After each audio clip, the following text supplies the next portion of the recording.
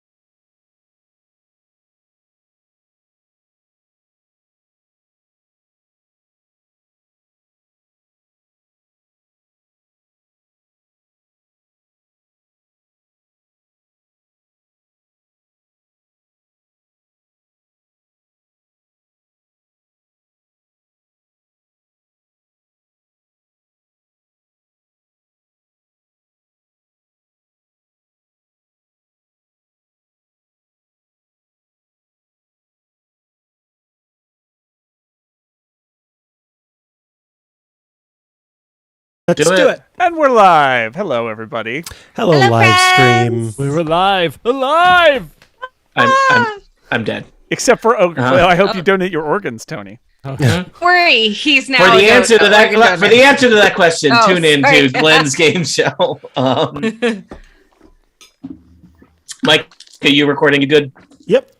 It looks like everyone's in Roll20. Yeah. Okay, good. Because I did say I thought, oh no, the you may have said recording, and I was bad at listening. That's okay. And I hope I'm really looking forward to. I'm using totally different software to stream this, so I hope it works okay. Everybody, let me know one way or the other. But do we need someone to do a backup screen recording, Jason? I don't know. No, I think this is it's while it's recording. First off, YouTube live streams get recorded, so I've got that. True. And then it's recording on my hard drive, and it should all right. Be fine.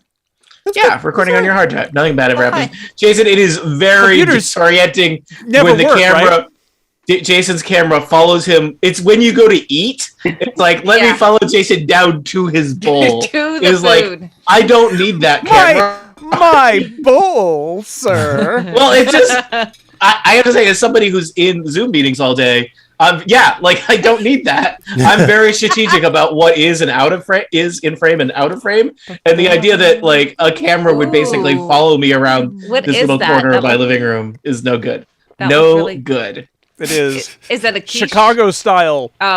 Pizza. That's not a thing. A pizza-inspired casserole. I was gonna say you're eating pizza with a fork. What are you? They would not stand for that in New York City. But in Chicago, they would sit for it. Don't run for New York City mayor, and you're basically fine. I don't eat New York style pizza with a fork. That would be monstrous. I forget. Did he get elected anyway? You roll it up into a crepe, and then go. A crepe. Roll it up into a crepe, stick it in a bagel. Eat that. Well, for me, I live in California. And you take dip it in an egg cream. I live in California, but I hear that you can still be elected mayor of New York if you don't live in the state of New York. So, I think that was the city of New York. I think he lives in New Jersey. I think he secretly lives in New Jersey. Was the allegation against him. But anyway, whatever. We had a guy run from. Hey, everybody! Welcome to Politics Talk. Do you want to talk about our favorite Massachusetts governor from Utah? Anyway. We are doing a podcast. Wow. Spoken like someone who's never done a podcast before. This is my fourth D&D session of the week. This is my fifth podcast game show thing of the week. If you count D&D as game shows, do we count them that way? No, not really. No, they're in a separate feed, Tony. Separate feed.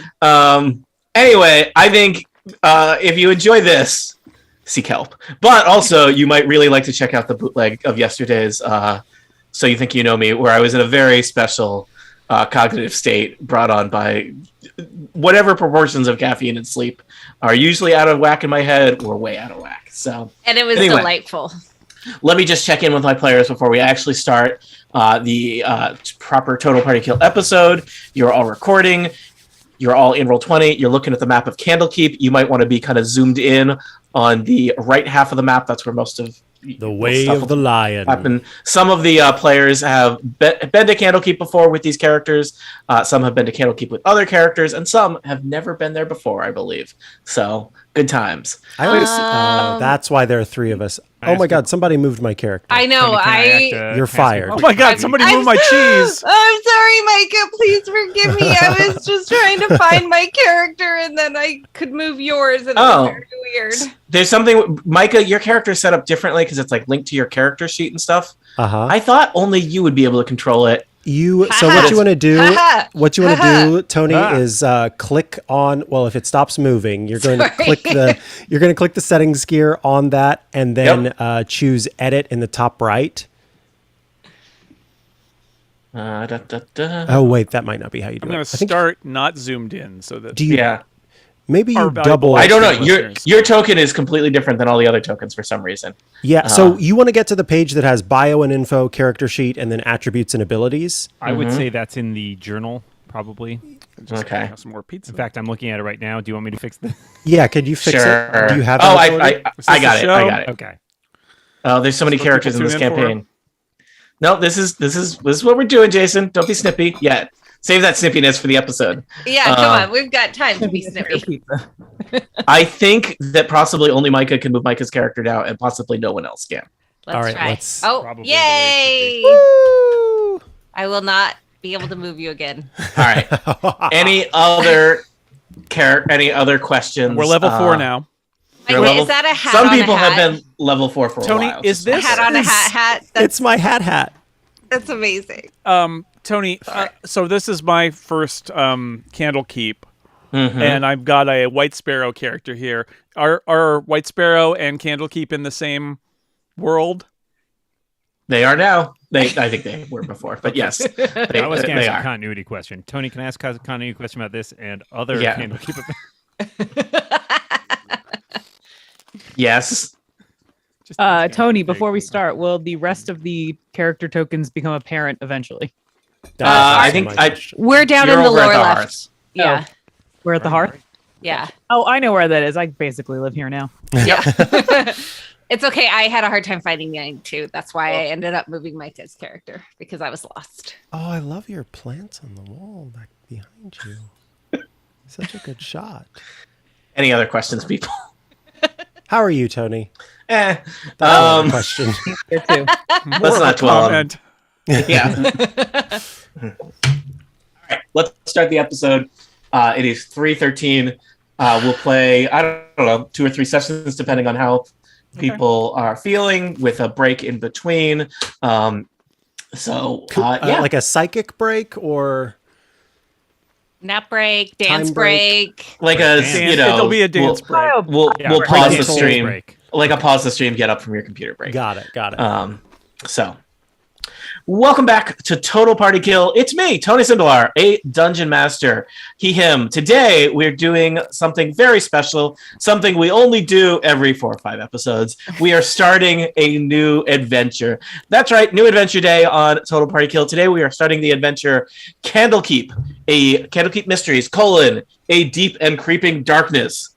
An adventure for 4th level characters, written by Sarah Madsen, developed and edited by Michelle Carter. I've decided I start reading the names of people who write adventures now. Here at these 4 or 5 adventures into Candlekeep, because that's the kind of consistency I offer. Allow me to introduce our players, all returning players, but some characters that will be new to the Candlekeep setting. I will introduce the players. They will introduce their characters, and then we'll get started with things. First up, one of our favorites here. That's right, everybody. You might not also be a favorite. It's unclear. Tiff Arment. Hi, Tiff. Hi, Tiff Arment. Her playing Paulie Quartz, the rock gnome druid. I basically live here now, so this is my home. This is Polly's 4th something, manyth of an adventure in Candlekeep. So, also joining us, I think a new arrival in Candlekeep. It's Jason Snell. Hello, I am playing Nis, and she is a lizard folk sorcerer who you may remember from such campaigns as the White Sparrow Adventures, where she popped in at the end. And most notably, she is also part of the street team / recruiting force for the Lizard Folk School of Sorcery that she's trying to start, or she has started, let's say. And so she she knows lizard folk not common out in the world, but you know what? If they're going to make this higher education thing work, you can't just get the in-state tuition. I mean, in village tuition. In bog tuition is not enough. You got to recruit from the outside. They got some people from White Sparrow now. The word is spreading. That's kind of her mission is to be a good sorcerer, but also to teach other people sorcery stuff and support people. I could imagine if one was starting a new, as yet unaccredited sorcery school in a swamp, it might be important for your academic mission to establish relationships with a library, right? That seems like possibly a thing that you would want to do. I don't know how accreditation works in Dungeons and Dragons world. 2 comments to that. The second one, yes, I think you're probably right. And the first one, I don't know if you understand how sorcery school accreditation works, but that's okay. I don't. We're going to find out together. Next up, it's Kathy Campbell. Welcome back, Kathy. Hi, Tony. Thanks for letting me come back and play, especially with Hermione, a centaur fighter who is here hanging out with her friend Paulie. they're best buds now. We've done all sorts of interesting things in the past, and I think, do we have Cuddles the rug with us still? No, Cuddles. She's in bag of holding. That's yeah, right. I think Frittata is in charge of Cuddles the rug. Right. So just little Antony. Yeah, Dan, do you remember when we played Candlekeep Mysteries and your character got to that rug? Yes, my character was murdered by that rug. Different played out differently on the podcast. They made friends with that rug, and it lives in a bag of holding that they carry around. Yeah, my friends decided we can just let this rug eat one of our party members. It'll be fine. And they just paid the cost to resurrect him. They were just like, eh. So speaking of Dan, next up, he's here all the time on Total Party Kill, but he is new to this iteration of Candlekeep. Welcome back, Dan Morin. Why won't you just let me die? Hi, I'm back. It's me. I am playing another character from the White Sparrow Adventures, Cueris the Bard. Not seen in quite some time, but you know him, you love him, and he's back. And he is a he, him, as am I. A question that I could have looked up the answer to if it had occurred to me before just this moment. Yep. Cueris and Nis, Jason's character, both existed in the greater White Sparrow world. Did they ever cross paths? I don't believe they ever adventured together, but one might assume they may have crossed paths in the tavern or something. I will say that it's up to you whether you know, up to the two of you to negotiate from, strange, we're from the same place, but we've never met, to, whatever. I think canonically, from the animated introduction to the White Sparrow Adventures, they were both present at the big Bard concert that occurred. That's right. When they all kind of jumped up and down and vibrated in a very highly animated way.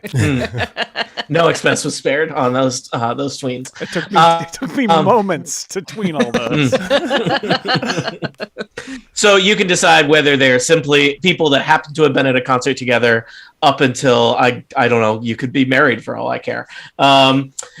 And last but not least, playing a brand new character to Total Party Kill, welcome one of my favorite Tuesday night folks, it's Micah Sergeant. Hello, Tony. I am Micah Sergeant, he, him, and I am playing a new character, Ajguri Lone Walker Mako Tatahani. He will be known as Lone Walker to most of you, a Goliath paladin who is a cultural emissary and is very excited about sort of stepping out into the world and telling people about Goliaths. Excellent. So our adventure is going to start today on the road leading up to Candlekeep. It's a Thursday. The path up to Candlekeep is the way of the lion. So Lone Walker, Cueris, and Nis, you are among a kind of decent sized, crowd loosely forming into a line approaching Candlekeep on this mid Wednesday morning. Candlekeep, clearly a place that you sought to end up, hopefully, unless you're just.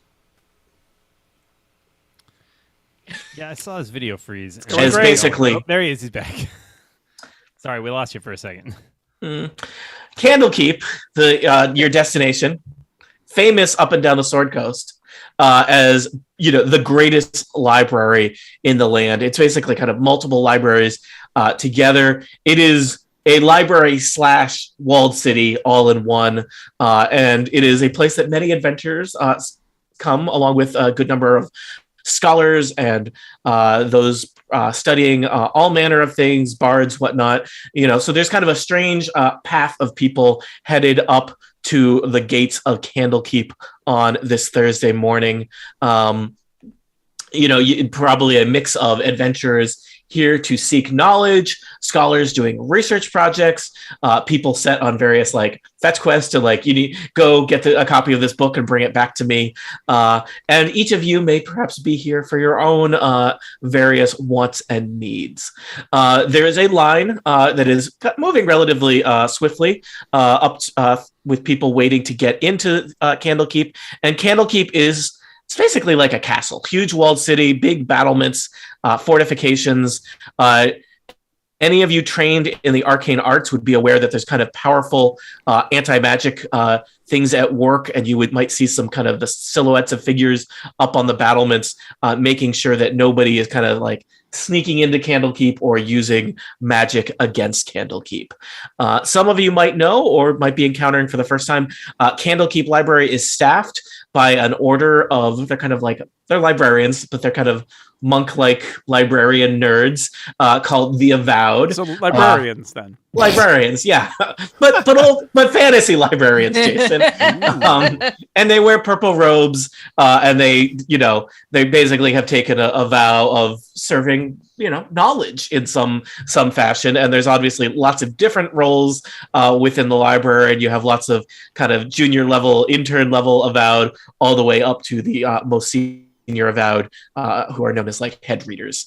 And so you line up, and perhaps QRS and Nis recognize each other. Lone Walker, I don't think you would know. You might have seen them on the road, right? You know, at least not necessarily traveling with, but traveling in vicinity too. Mm-hmm. And all of you hopefully would have been warned ahead of time that the price of admission into Candlekeep Library is the donation of one book, a book that they do not already have in their collection. So as you make your way up to the front of the line and waiting your turn, there is a kind of diminutive gnome member of the Avowed standing at a desk, and he's got behind him kind of wheeled crates heaped with books that he seems to be sorting various donations into, and he waves you forward TSA style, and we'll say that Lone Walker, you're next in line.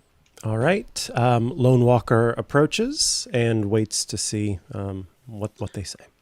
Yes, name? Hello. I am Ajguri Lone Walker Mako Tatahani, but you may call me Lone Walker. We'll take the full name, please. And the gnome writes it in very delicate handwriting in a ledger. And reason for visit? I am here to explore Candlekeep and to tell folks of my people. Very good, very good. And your donation? I have this book here. It recounts the history of the Goliaths for the last 200 years. The little gnome librarian takes the book. How big and heavy is this book compared to a gnome? I just imagine, I don't know. It is gnome-sized, Tony. Okay. Yeah, I just figure a book on Goliath might be a weighty subject. I resent that. Yeah, it's a huge book because Lone Walker is 7.5 feet tall, has gigantic hands, and of course Goliaths are just big in general. So yeah, this is a huge book because they're used to having they have a lot more space to write things on. So the book is not there aren't as many pages because the pages are so much bigger. But in terms of the size, we're not working with legal or letter size. I think it would be a gnome-sized book. Tabloid size. Yeah. Okay. The gnome.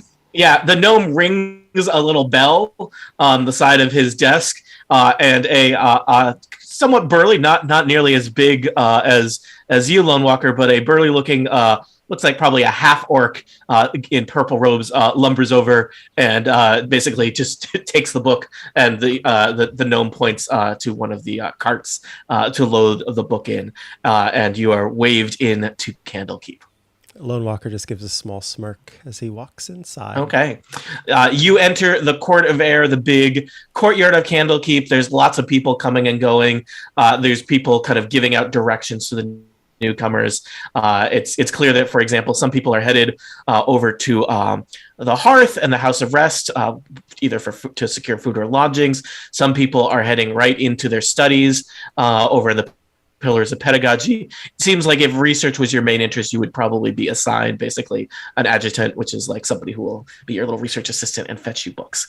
But next, back at the front of the line, I see QRS, the bard.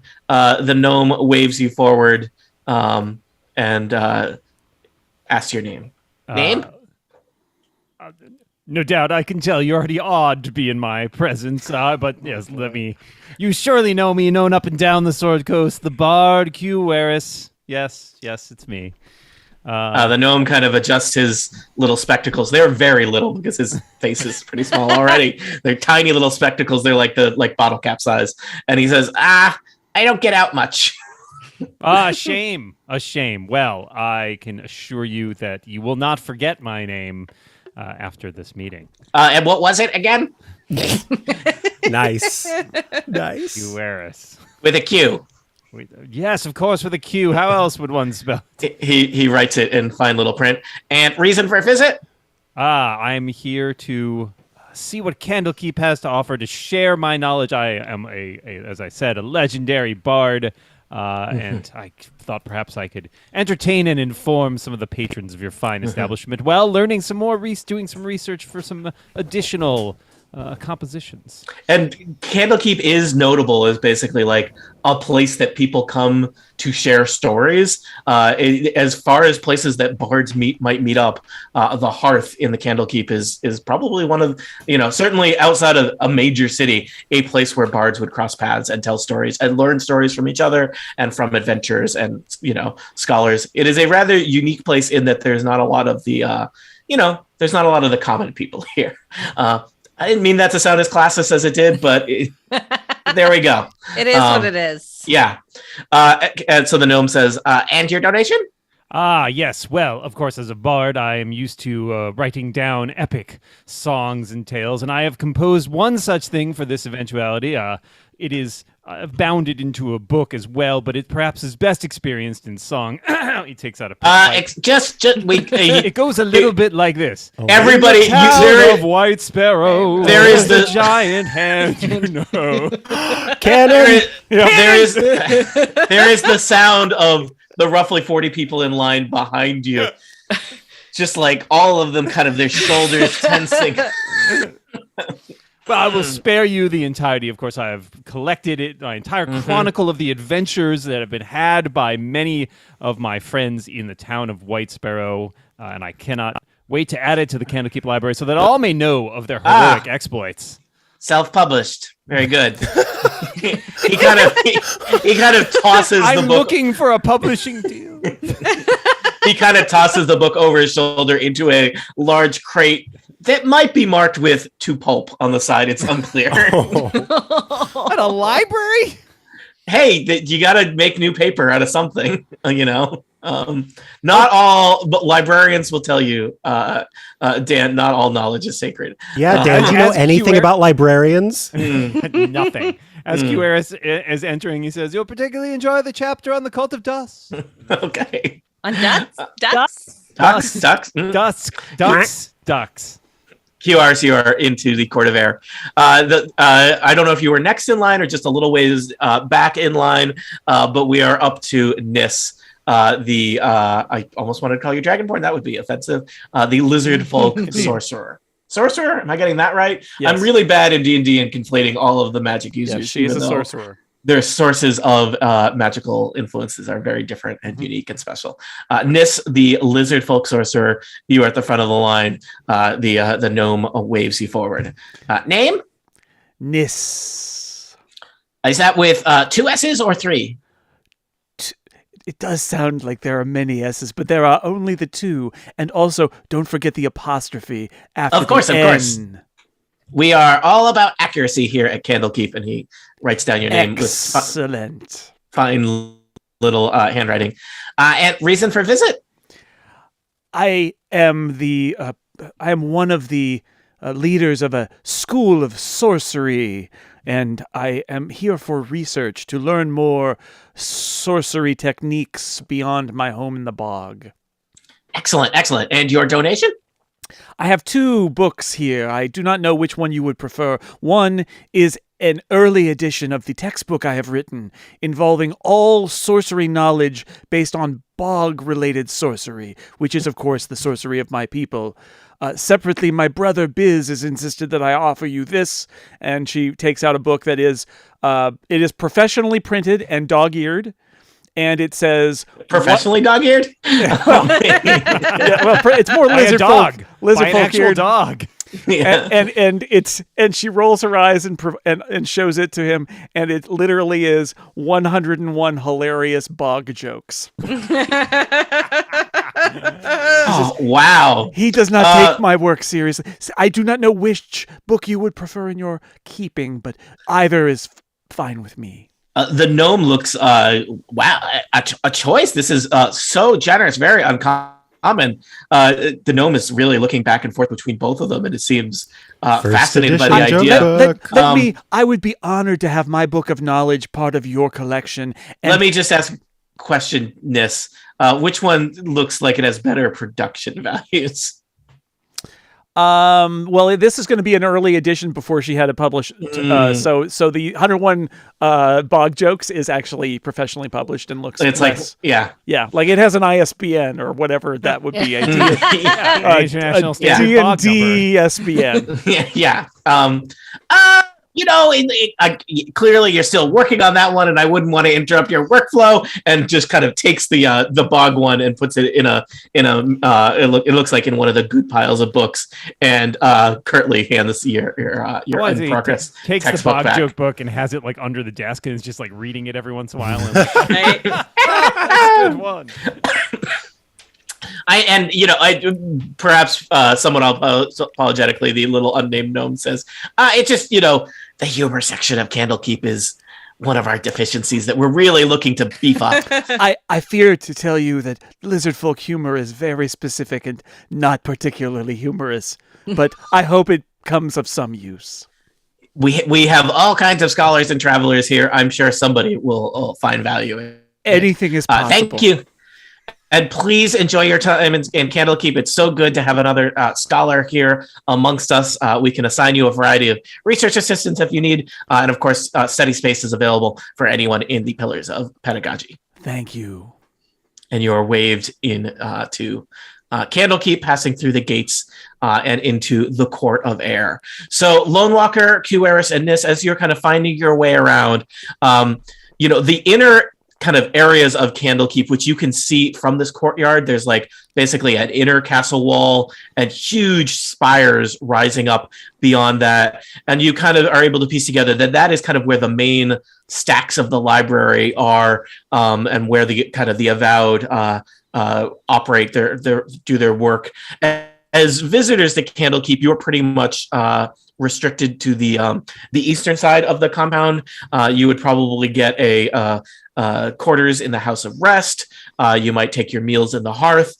You could there's reading rooms, or you could get a private study space in the Pillars of Pedagogy on the north side of the Court of Air. But basically the idea is that in general, you would request books from the Avowed. They would go into the libraries and return with them.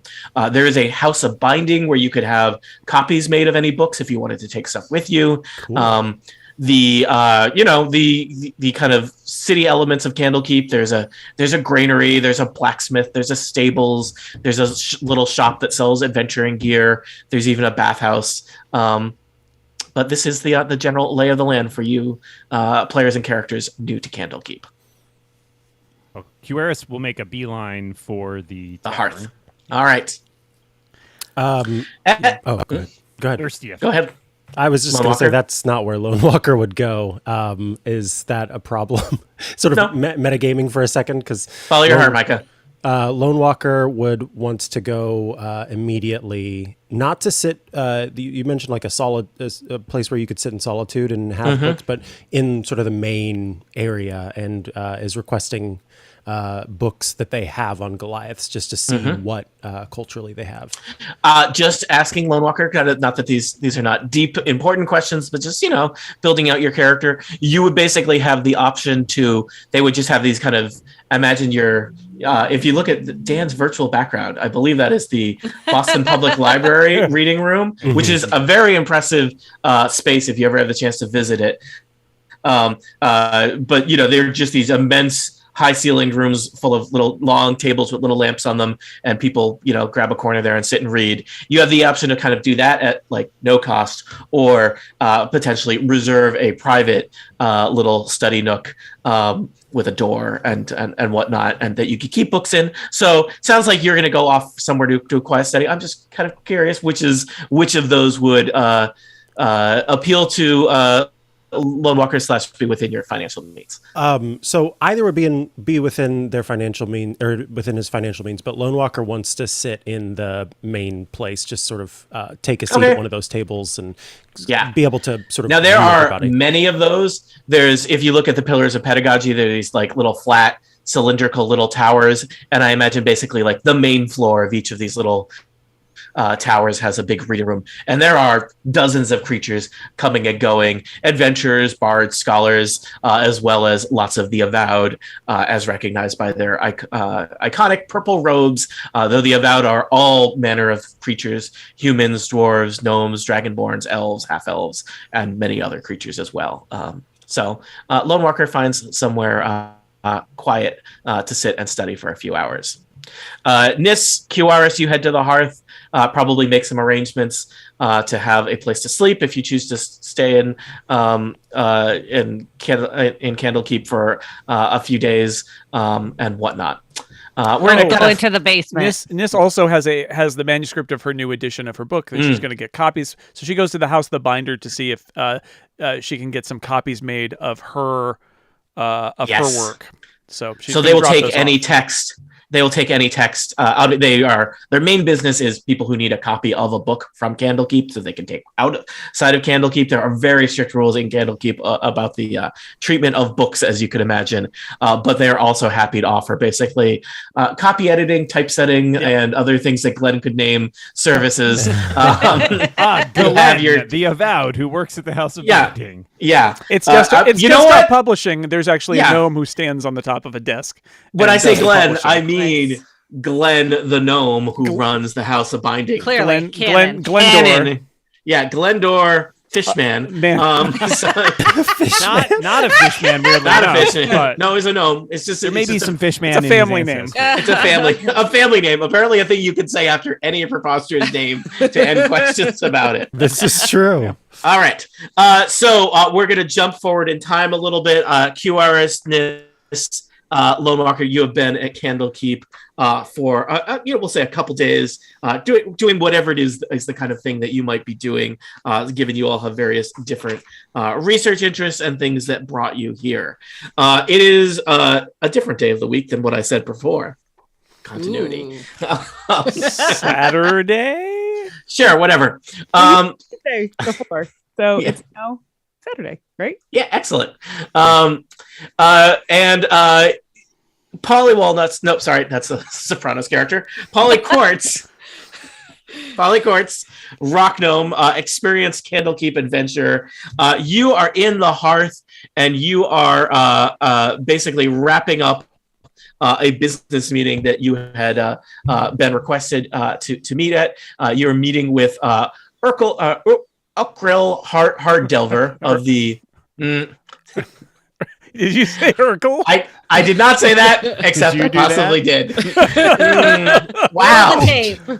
Of the Runeforge Mining Guild.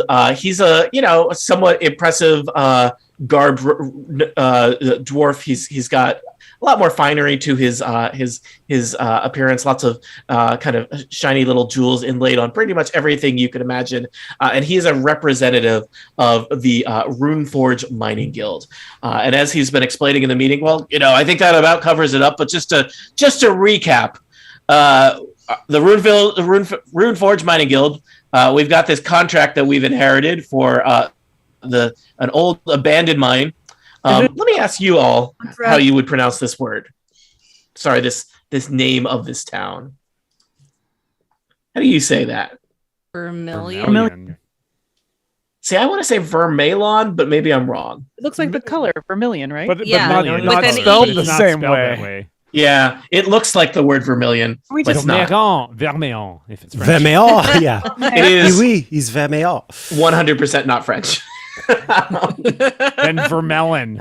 All right, Vermelon. Vermelon it is. It's like any town. Please. Hey, Micah lived in Missouri. That's how they do French Yeah, words that's there, right? absolutely. Versailles, Missouri. Versailles, instead of exactly Versailles. right. Yep. My favorite was El Dorado Springs. Back to Polly and Urkril. Don't even. Ukril? Why do I try? Ukril? Why do I try? Miracle. Good question. No So, clear answer. Bob Ukril? As I was saying, our guild inherited mining rights for Vermelon. We need somebody to go in there, scout it out, write us up a report, let us know that things are good and we can move in and resume operations there. And of course, we've already negotiated the various generous amount of 1,000 gold pieces for you and whatever adventures you bring with you. 1,000 gold pieces total to scout the mine and town. Any questions? Yeah. After we get the scouting done in this mine, what do we do with this information? Just kind of bring it back to you. Yeah, bring it. I or one of my representatives will be waiting here to receive that information if you should return. If there's any sick wait, I'm not there. Have a little pocket the sick loot. I don't. You are, anything you find is salvage rights is yours. Okay. Town of Vermelon, totally abandoned, at least according to the latest reports, and has been so for many years. We just want to know that it's safe to go in, and you're our advanced scout. All right, I just want to make sure that there's like perks. You know, I love the perks. Yeah, take what you can. Okay. All right, so I'll just gather a team. I'll tell them. I definitely would not recommend going alone, given the rumors about the curse. You said that's 1,000 books. 1,000 gold pieces. Can I get half of that up front? No. Can I get a third of that up front? Urkel or Ukrill to his friends, our Delver, makes a dramatic showing of counting out 200 gold pieces on the bar of the hearth and sliding them across to you. Thanks. This will help. Okay. You got yourself a deal. And my one of the clerks back at the mining company suggested that you might do some research about the town, seeing as you're at a library and all. But we look forward to hearing about your success. Don't die. And he claps you on the shoulder. All right. We got a job. Hey, Hermione. Hey, yeah. Hey. So I know we just like got out of this basement. We're looking to stretch our legs a bit. Yeah. I just got myself a little job that we need to do. First, we need to research to figure this out. But basically, we're gonna go exploring. Get ourselves out of this library, huh? Sounds great. I love the idea of stretching. You know, I feel like the basement was really like compact and like small, and it would be really nice to, you know, spread all four of my legs out and be able to stand up straight and just kind of like breathe the air and really enjoy our time together. So, hopefully with no one trying to kill us. So I got the job pays 500, right? So I think we recruit 5 people and we all get 100, even, right? Yeah, that sounds great. Oh, trusting friendship. So casting your eyes around the hearth, Hermione and Polly, you do see a variety of possible adventures. There's always little one the ogre sitting in the corner reading a book. There's a strange lizard folk person who came in a couple days ago. Tony, is it possible that Cueris could have overheard this conversation? It's really impossible that you couldn't have. Wow. I could. Pretty subtle. I don't know what you're talking about. I'm picturing him sidling up to the bar and doing like normally, you know, you would think of somebody doing like a strum on the guitar as they come up. Unfortunately, he plays. Would I think of that? Unfortunately, he plays the bagpipes, so it's whatever It's the just equivalent of that is. He carries a very small guitar just for interrupting. Tony, did you say I got 200 gold? Guitar. You've been fronted 200 gold, and I imagine there's paperwork. This is a legitimate deal from a mining corporation. You have a very short, brief contract that basically promises 800 gold balance due upon successful return to Candlekeep with information about both the town of Vermelon and the platinum mine. I'm assuming it's written in Gnomish, right? Yeah. Okay. Probably have written in Dwarvish because the people running the mining company are dwarves, but you know, you read it. So they were gnomes. Okay. Yeah. Yep. Cool. You're a gnome. They're a dwarf. Oh, I can't read dwarf. Well, you know what? I imagine the contract is twice as long because every line is in Dwarvish and Common right below it. That's how I've decided old-timey contracts in D&D work with dwarves. Canon. Valid. Yeah. So Hermione and Polly, you are contemplating who you might recruit to help you out on this adventure because, you need people with you when you go out into the world. And a strange bard barges into the conversation. That's redundant, Tony. I know. This one, an extra strange bard barges into the conversation. Oh, no, it wasn't me.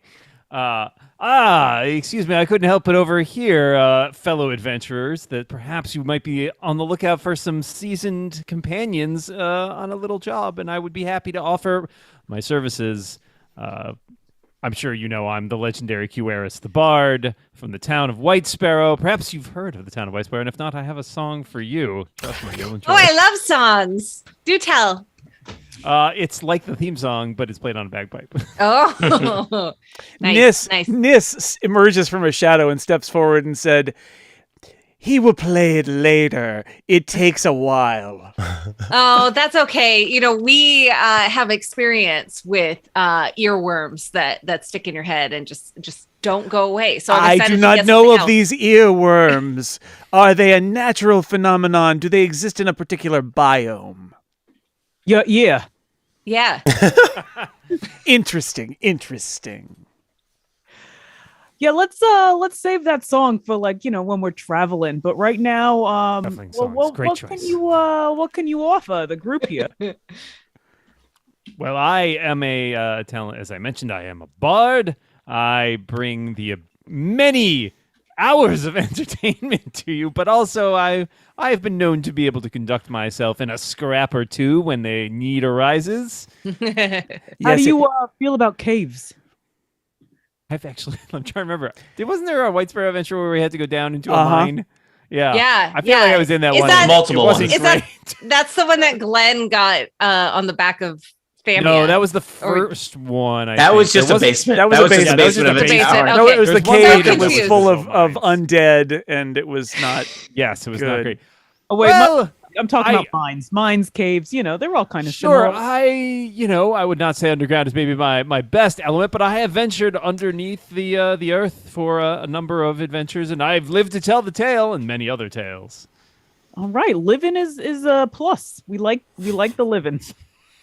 And Nis have a pulse. Nis nods and says, although he comes across as very dramatic as bards do, I am Nis. I am a sorcerer. I am from the bog, but I have spent time in White Sparrow, and his accomplishments are spoken of, not entirely only by him. So you're vouching for this guy, huh? Yes, he is legitimate. He is not just a bagpiper, but an adventurer. It is true. All right. I'll tell you what. We take the bolt of you. And you both come with us. And that way, in case, the other gets in trouble, we have a hostage. Brilliant. Okay. We just got to check. Look, I'm a nice guy. I'm cool. I'm chill. You're new, but we just got to make sure. But so don't worry. You guys stick together.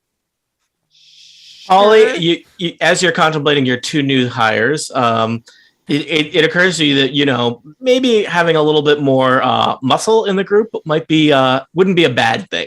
Round things up. You got four. Frittata. I miss frittata. So we have Hermione, but it does occur to me that we need more muscle in this group. We have you seen? I just saw walking outside alone an enormous Goliath. Who I don't know his background, but if you're looking for muscle, he has it.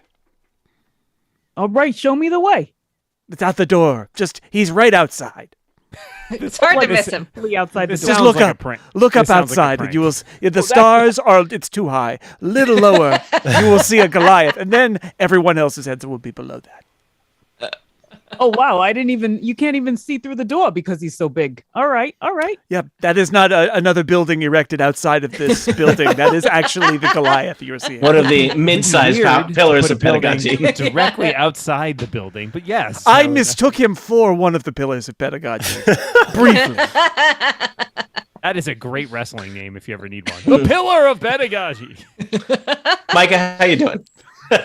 Lone Walker is actually just outside, sort of sifting through one of the books that he got yesterday in the library, just kind of taking in the fresh air, kind of looking around every now and then going back to reading just to see. And you can kind of hear him making little mumblings to himself as he's realizing what they do and don't know about Goliath. So yeah, I don't think he's hyper focused, so he doesn't hear them talking about him being a building.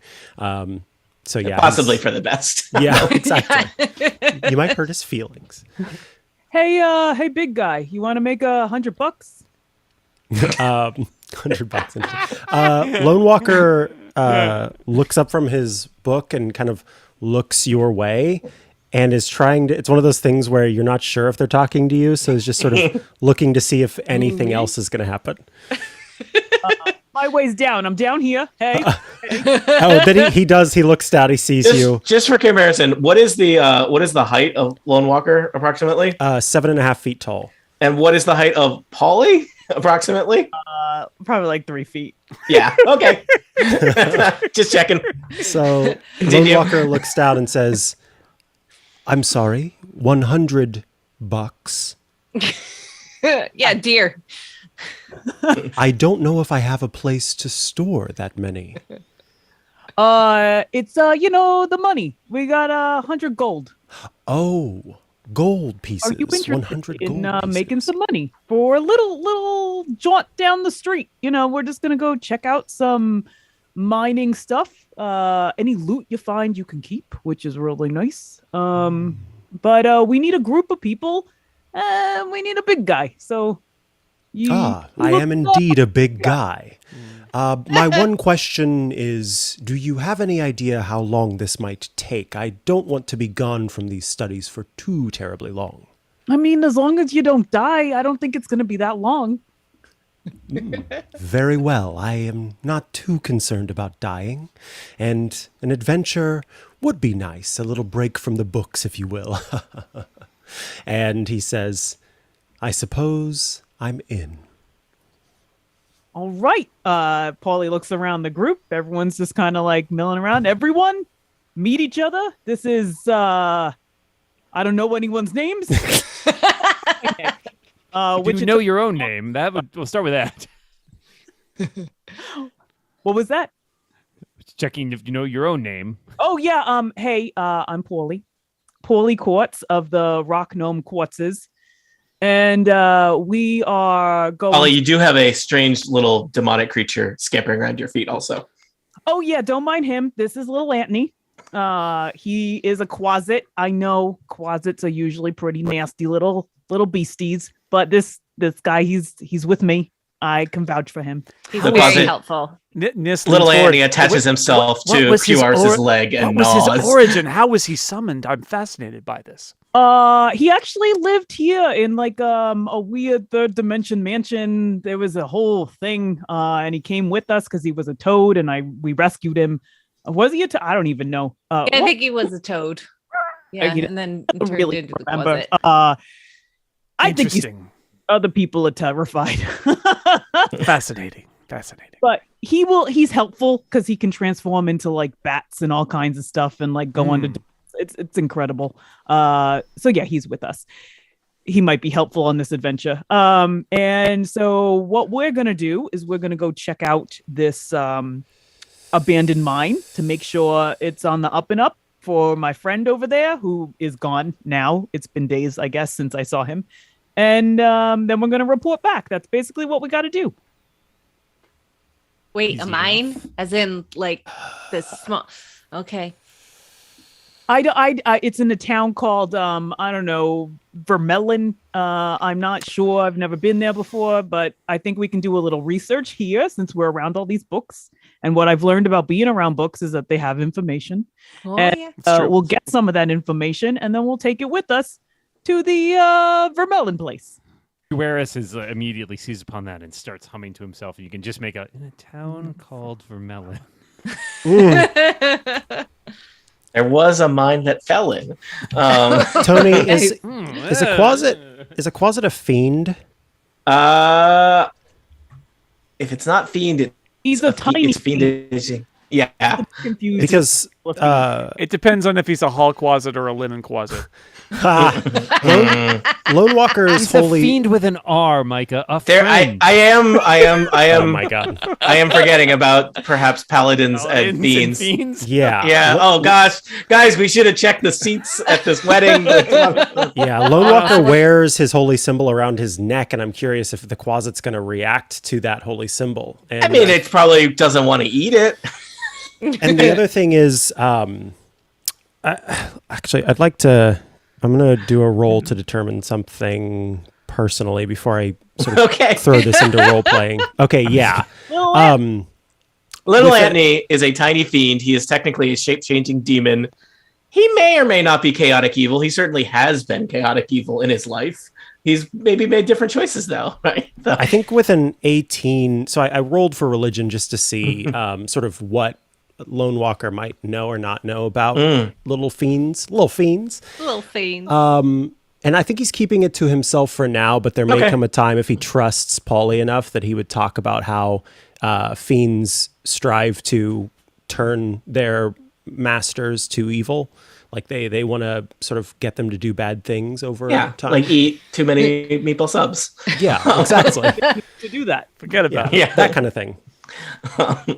So yeah, I guess for now, just he's very skeptical, and also doesn't have a problem sort of pushing out his chest to show that holy symbol even more. Yeah, it is. I will point out that a closet is about the tiniest fiend you can get.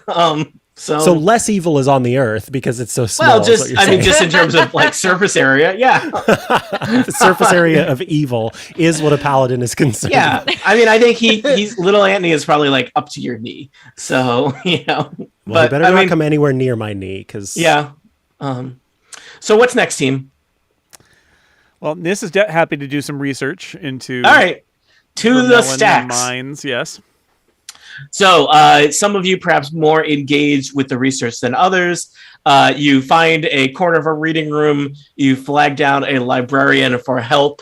Time passes, and the librarian returns with the only book that they seem to have that has any mention of that is in their giant card catalog under Vermelon. And it is a book entitled A Deep and Creeping Darkness.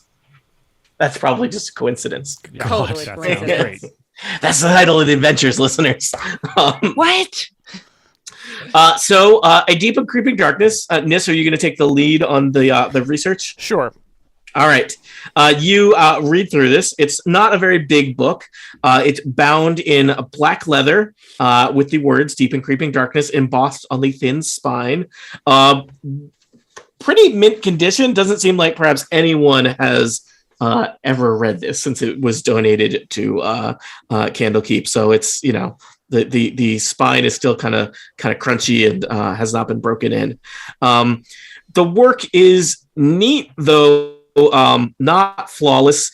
There's some notable spelling errors and grammatical glitches, and there's even a couple places where the ink is smeared. It's got a little bit of that, some care was put into this, but clearly self-published.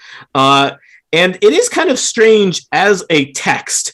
It's kind of like an anthology of stories, and it's not clear. There's really no introduction. Like, is this fiction? Is this history?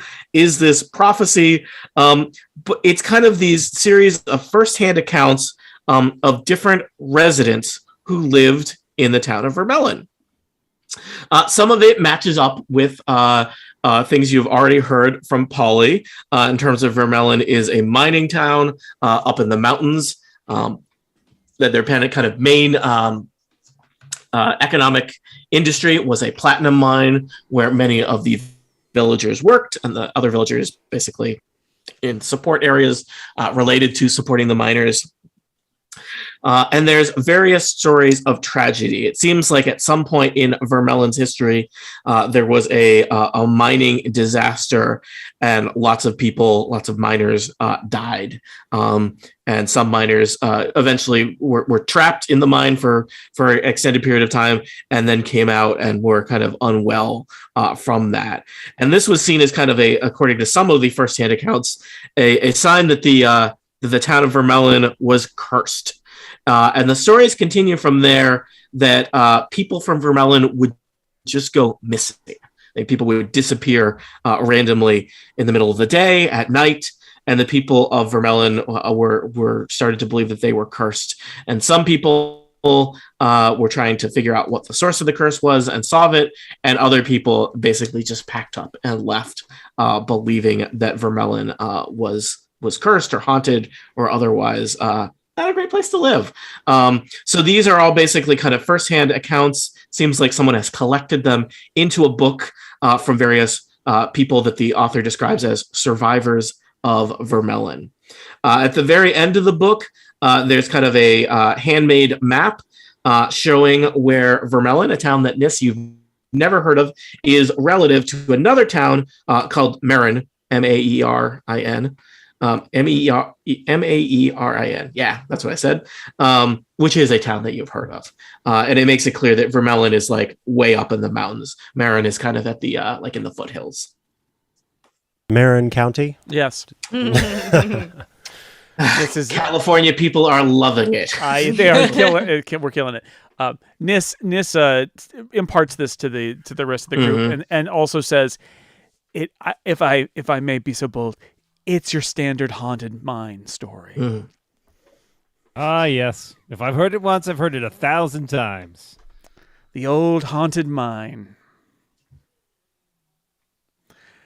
So that should be easy enough. If your risk calculation is based on a normal mine, recalibrate. This is probably some sort of haunted mine.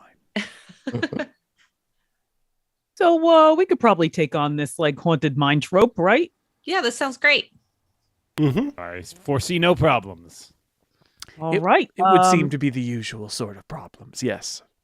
Are there any spells that we want to get ready or maybe learn here? Can we do that? Like get a book and learn some anti-haunting spells? Well, you've got a paladin who might have some divine spells. You don't have a cleric, to my knowledge. I just want to get ready.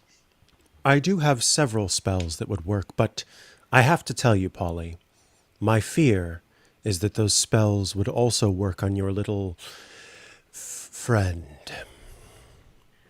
Oh, like he'd be affected when you do the spell?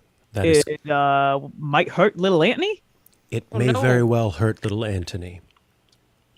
Can we get him like a protection spell? Because he's very useful in the field, I gotta say. There are a few options here. I could avoid casting any of the more, helpful spells that would incidentally include little Anthony, as you call him. Anthony. Or Anthony. You got it. You're close. Yeah, that's good. Mary or Mary or Mary. Or perhaps you could rent him a little library room and he could stay behind instead of joining us on this adventure. Just leave a meatball sandwich and a little dog dish for him. Picturing a one of those little free libraries. Yeah. But Little he's kennel. locked With in a it. demon in it, no. I'm getting the sense that you're not too keen on my little friend here. I'm afraid to tell you that your lil friend is indeed a demon, and What? and it is. Go ahead, please. So, what if he turned into a bat and flew away when you did a spell? He could do that, right? That would work for me. Okay, we got an agreement. You agree, Lil Anthony? Okay, Micah thinks that's cute, but Lone Walker got chills. That solve everything. That's Yeah. are the answer. Bats are the answer. Bats. Bets. When he turns into a bat and flies away, do you have to say goodbye to your little friend, or? Oh, he'll come back. Okay, then you could say hello to your little friend. Oh my God! I knew you were setting something up, but I just was not there yet. Fine, it's fine. I was thinking like bats and saying I'm just hello. here to amuse myself. Hello It's to my fine. little... All right. Well, you have done some research. You have learned some things. You have a contract. You have No one has asked Polly for a front on the money. So just Polly seems trustworthy. yeah, Totally trustworthy. Break your legs, Big Tony. Noting I have really great deception and persuasion skills, not so great insight. yeah. Are there other things that you would like to accomplish in Candlekeep before you hit the road? I think probably any of you who's traveled around would know that Marin is probably it's several days travel. You might be able to get hitch a ride with a caravan or part of the way just to make your trip there a little bit faster. But it's a substantial major village, almost small city. It's kind of the last major settlement kind of on the frontier. It's on the at the foot of a mountain range and the town sits at kind of a major crossroads. So getting to Marin wouldn't be too hard. And then the map indicates that it would be basically probably not a well-traveled path up through the mountains to Vermelon. But anything you wish to do in Candlekeep before you head out to Marin. Are there stores of any kind? Candlekeep has a small store that sells adventuring outfitters gear, and Marin is the kind of place that you would be able to buy whatever you needed as well. So you're not yet in the wilderness, if that is your concern. Okay, cool. Then I'll wait. Okay. I'm gonna get a copy of this book made at the house at the bindery.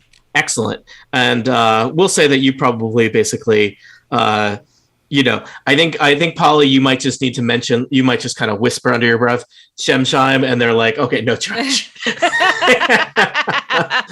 So I think you've got a couple weeks of VIP treatment. What from the whole being locked alive in a cellar for, know, because I like how you did not blink at a new thing that might be cursed, because that last curse is just totally in your rear view window. So rear view mirror. So yeah, I like that. Like Shemsheim. Mm-hmm. And that Shemsheim is the code word in Candlekeep for no charge. So yeah. All right. So anything else other characters, adventurers wish to do before you head to Marin? All right. So now I have a copy of this book.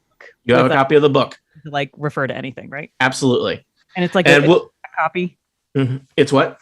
It's an exact copy in case there's. Yeah, I think it's probably basically kind of like the Dungeons and Dragons photocopy version, so the binding is kind of not as fancy and whatnot. And that question is brought to you by Mistrust for the DM. Yeah. Yeah. If, for example, this book had been a monster, the copy of it would not be a monster. It's just a copy of the text in the book. So I'll also do one of those too. Yeah. All right, so you've got that, and Nis, you spent a bunch of time studying it. There might be other details that that I didn't include in my summary that you could ask me about, and I would tell you whether that was a thing in the book or not. Yeah. Okay, so you head to the town of Marin. White Sparrow. Oh wait. Mm-hmm. We all have the song in our head. Always. This is the graphic I found for the town of Marin. It's a nice little town. Kind of on the frontier, sits at a crossroads. It's got lots of little shops and homes. It's got a little place where people fish.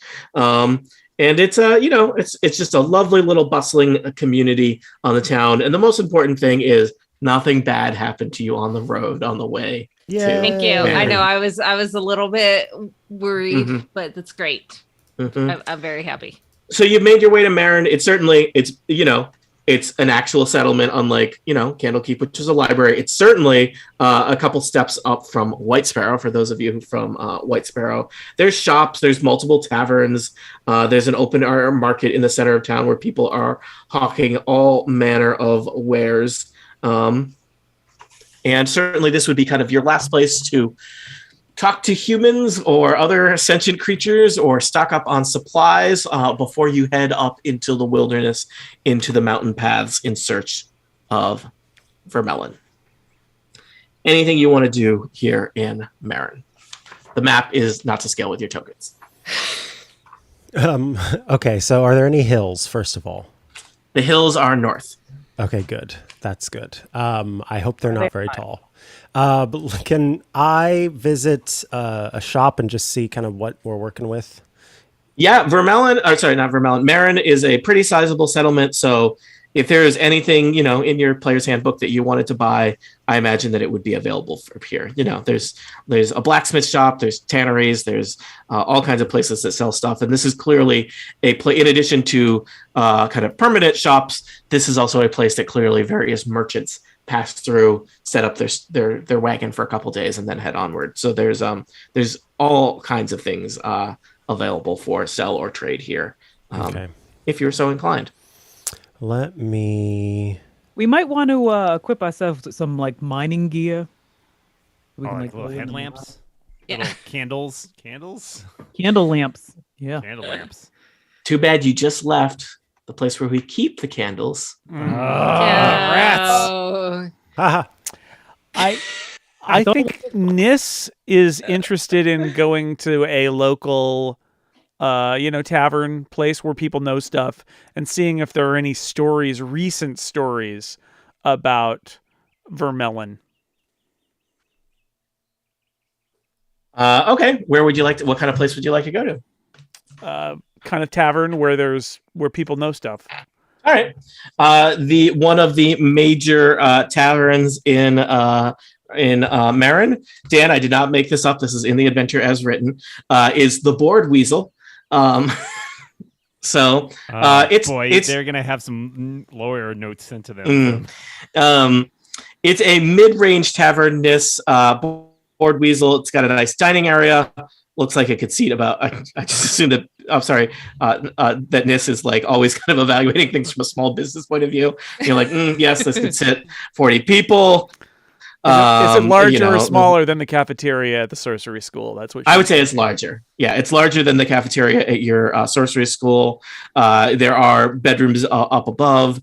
We'll say you've arrived kind of just after the lunch rush, but there's still a variety of people kind of lingering around. There's a large sign over the bar with where somebody has chalked up that the special is the salty fish surprise. The surprise is there's no fish what's in the it. surprise? Yeah.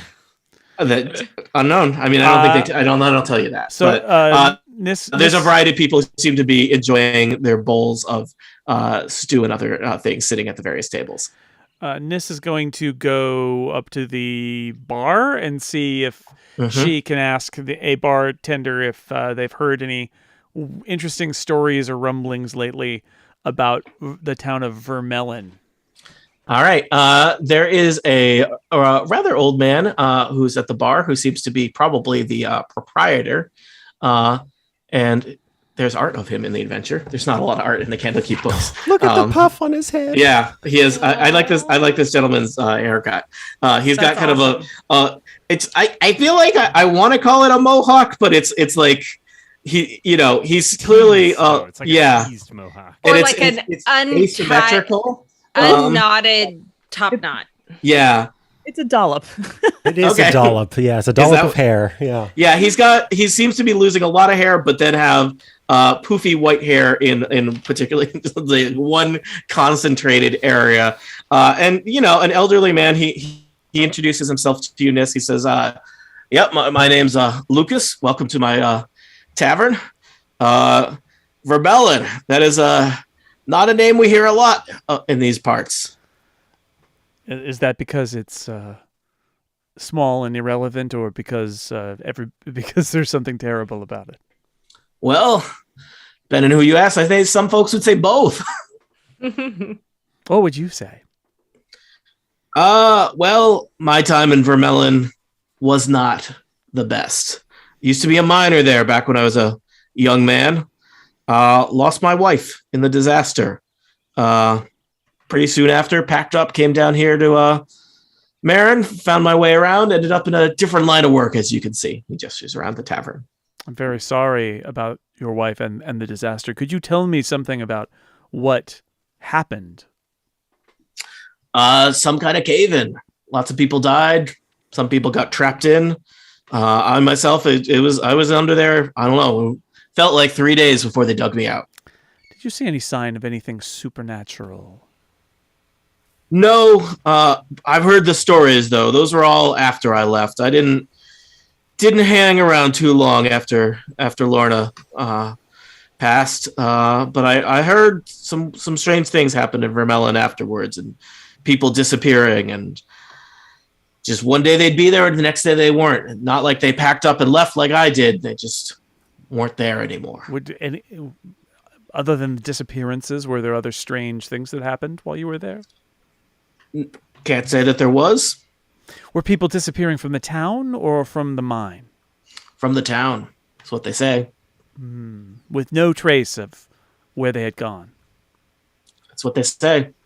Is that why there's no? Is there no one left in Vermellen now? Have they all gone? Oh, it's been empty for must be 50 years. Long time. Does anybody pass through from time to time and report on it, or does no one go there? No one goes there, friend. Sorry to say. Well, not that sorry. Well, have you heard of Runeforge? Mining company? Yup. Rings a bell. Don't know if I've met any of them personally. Thanks. You're welcome. We may be going to Vermellen to investigate. Oh. Do you have any advice for us? Well, my first piece of advice would be To not go, yes. don't, yes. I guess my second piece would be, would you mind doing me a favor? Very interesting, perhaps. What is your favor? Well, if you make it there, perhaps you wouldn't mind leaving some flowers on my wife's grave. Oh, that's so sweet. Yeah, we can do that for you. We got you. Well, and perhaps if I could impose on you just even a little bit more. My wife, there was a necklace, and I left it behind in Vermellen. It's something I've always regretted. Where did you leave it? I hid it in a hollow of the big tree in the center of town. I will attempt to retrieve it for you. You don't put yourself in any danger to do that, but I would appreciate it if you're going to go up that way. Well, I just meals on me if you make it back. Do you have particular flowers you would like us to leave, maybe to provide us that we can take? Funny you should mention that. I'm basically, there's only one other person here in Marin who's been to Vermellen. There's a florist over in the market, associate Astrovorn. She was a kid, but maybe you could do some business with her. Maybe she would have some information for you. Perfect. And what was your wife's favorite flowers? Tony doesn't know the names of enough flowers. Lilies. Perfect. Those are actually flowers. Well done, Tony. Thank you. Boy, that was close. Very close to saying oranges. Yeah. I realized the voice was starting to head into dwarf voice. What my expansive set of 4 different Dungeons and Dragons voices. Select all 4. Any other questions, Nis or others clustered around Nis for Lucas, owner of the Board Weasel Tavern? Yeah, I have a question. So you were a miner. What do you suggest we pick up to prepare ourselves for this mine? You've been in there before. Is there I don't know, something we need to think about that we haven't thought about? You're gonna go down into the mine? Yeah, we gotta check it out. That's our job. There's plenty of supplies, no doubt, left over. I mean, as far as I can tell, the mining operation ended after the cave-in. Just make sure you got plenty of light sources. All right. And you do. Good. All right. In addition to any of you who might have the ability to cast light, all of you have, we'll say double the normal amount of. Are they called sunrods? Am I making that up? Never heard of sunrods. That is a thing. Yeah. That is a thing. They're basically glow sticks. Yeah, they're D&D glow sticks. Okay. Magic torches. Cool. You have plenty of them. I feel the need for a florist. All right. The classic line from Top Gun. Flowers. Head to the flower shop. You head to the marketplace, the central market of Marin. You ask around, and you find eventually the elderly florist that you were referred to. Astrovorn is a somewhat older half-elf, red hair, though it's starting to go white in places, kind of cloudy eyes, and they run a little flower stall in the market selling a variety of flowers. There's no one at this flower stall currently. Astrovorn is just kind of standing there by herself, looking, frankly, a little bit lonely. Aww. Who will talk to Astrovorn? Hello, friend, flower seller. Wow, what lovely wares you have on display today. Oh, thank you. You're ever so kind. We are perhaps in search of some. Do you perchance sell lilies? Oh, I think we have some. Excellent choice. You have a good eye. Astra starts kind of moving through the flowers and finds a grouping of white lilies.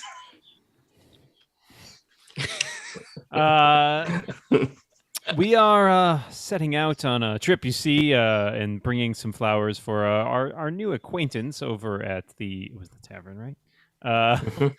Lucas, yes. And he also mentioned that perhaps you had some familiarity with the town of Vermelon.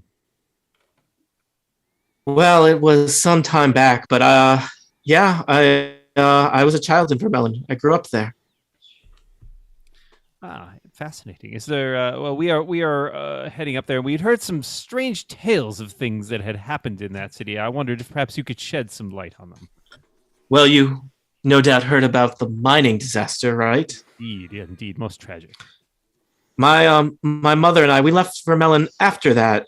My mother, she had the most terrible of nightmares. I think she said other people in Vermelon had them too. That she said, well, she spared me the details, but disturbing imagery, and she thought the town was cursed.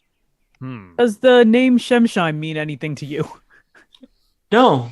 Does Okay. it mean something to you, Good. sir? Oh, very much. Yes, thank you. Oh, I'm very interested. Tell me more about this Oh no, Shemshine. No, Oh, no. okay. You don't need to. Perhaps another time. know. Definitely not. A Shem time from now. Shemshine time. Sometime. Dueris is interested in this Shemshine. It's a very rhythmic name. Sounds like it would fit in a song quite Stop. well. I'm gonna stop you right there. No. Yeah. Stop. Later. We'll discuss this later. Long time from now. Sticks in your head. Well, Well, far be it from me to tell a stranger what they should or shouldn't do, but do be careful if you go to Vermelon. I don't know. I've always thought there was a reason no one ever went back to that place. so it seems that we've heard rumors that perhaps the mines themselves still have some lingering effects after the disaster. Do you remember anything about what caused it or what the effects were? We heard stories of people vanishing. I have heard those stories too. I don't remember the details. I was ever so young. I mean, there was some kind of cave-in. I think that kind of thing happens, but it was horrible. So many miners died, a huge part of the town. And the people that came out were the ones that survived, so shaken by it. But then everyone, I don't know, people, so much whispering, and the grown-ups everyone was afraid. So these nightmares and all the bad stuff happened after the cave-in? Yes, after the cave-in. There we go. All he's diagnosed the entire time. Cave-in? Nightmares. It's A and B. It's I put 2 and 2 together and I get the answer. Some say they dug too deep, but I think that's just minor talk. Now that sounds like a song. Typical haunted mine. They dug too deep. It's always I really there. had to resist the urge to describe this as a minor disaster. Okay. Oh my god. This was a major minor disaster. Tony, does Nis recall from reading the book anything about the nightmares, the post-mine cave-in nightmares with disturbing imagery? Let's see. the stories that you had focused on just that people were disappearing and people were terrified by that. People were in fear. There was at least one story of like, a family that was all sleeping huddled together in a room to avoid like ever being alone, and people were afraid to walk around Vermellen alone, even in broad daylight. So not specifically nightmares, but definitely, people were certainly living with a great deal of fear in general. Okay. And the disappearances only happened to individuals, so nobody ever witnessed somebody disappearing. Correct. And there was only one person at a time. But they were it sounded like very abrupt. Okay. Like someone would be there and then they'd be gone, the next moment, basically. And do we know the author of this book? The author is not named of the book. Are there any names in the book? There are names of the various people in Vermellen. It seems like the author may have had to kind of travel all over to find various survivors of Vermellen, because it does indicate that the author is talking to people after they have left Vermellen. And so, I imagine that they are named, though the adventure itself does not name them, and none of them happen to be, say, Lucas or Astrovorn. So I would imagine there's a mix of, there's some of the miners who left who survived the mining disaster, as well as other townspeople who lived and worked in Vermellen.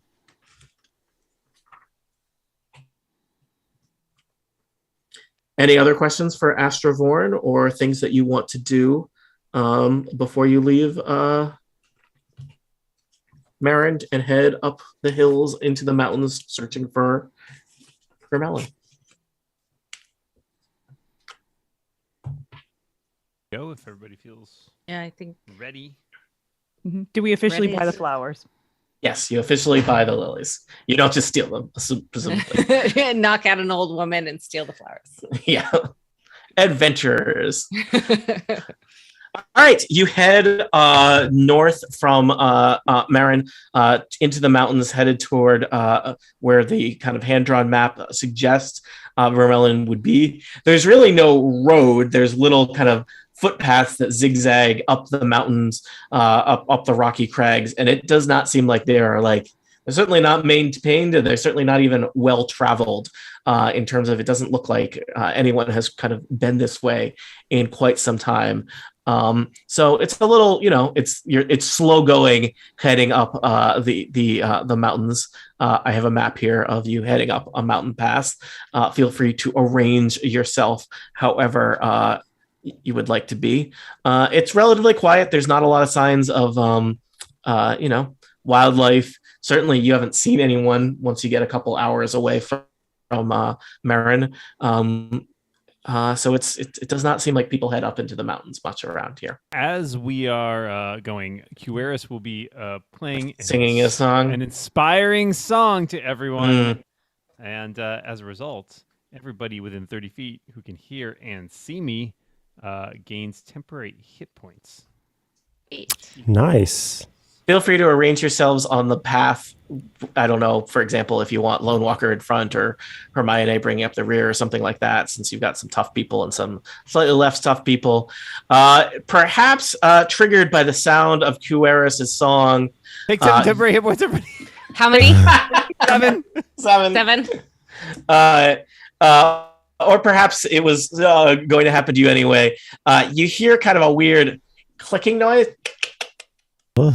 And several large insect-like creatures come kind of climbing out of the rocks, scuttling in your direction. Ooh. Do these giant centipedes intend to befriend you, or are they just here to offer criticism of music? Will our adventurers ever reach the town of Vermellen alive, or will they die here, murdered by bugs? For answers to questions such as these, tune in next time to Total Party Kill. The end. All All right, that session was a little bit longer than I expected. There's a lot of front loading in a deep and creeping darkness. You had a variety of people to talk to. But why don't we take a short break and we will return. We'll start with combat, and then probably you'll reach for Melon sometime soon. How's that sound? Sounds good. Great. Sounds good. Okay. 5 or 10 minute break. Yeah. Pause the 10 live would be stream. good. We'll be back. Grab a in 5 or 10. beverage, do whatever you need to do, and we'll be back.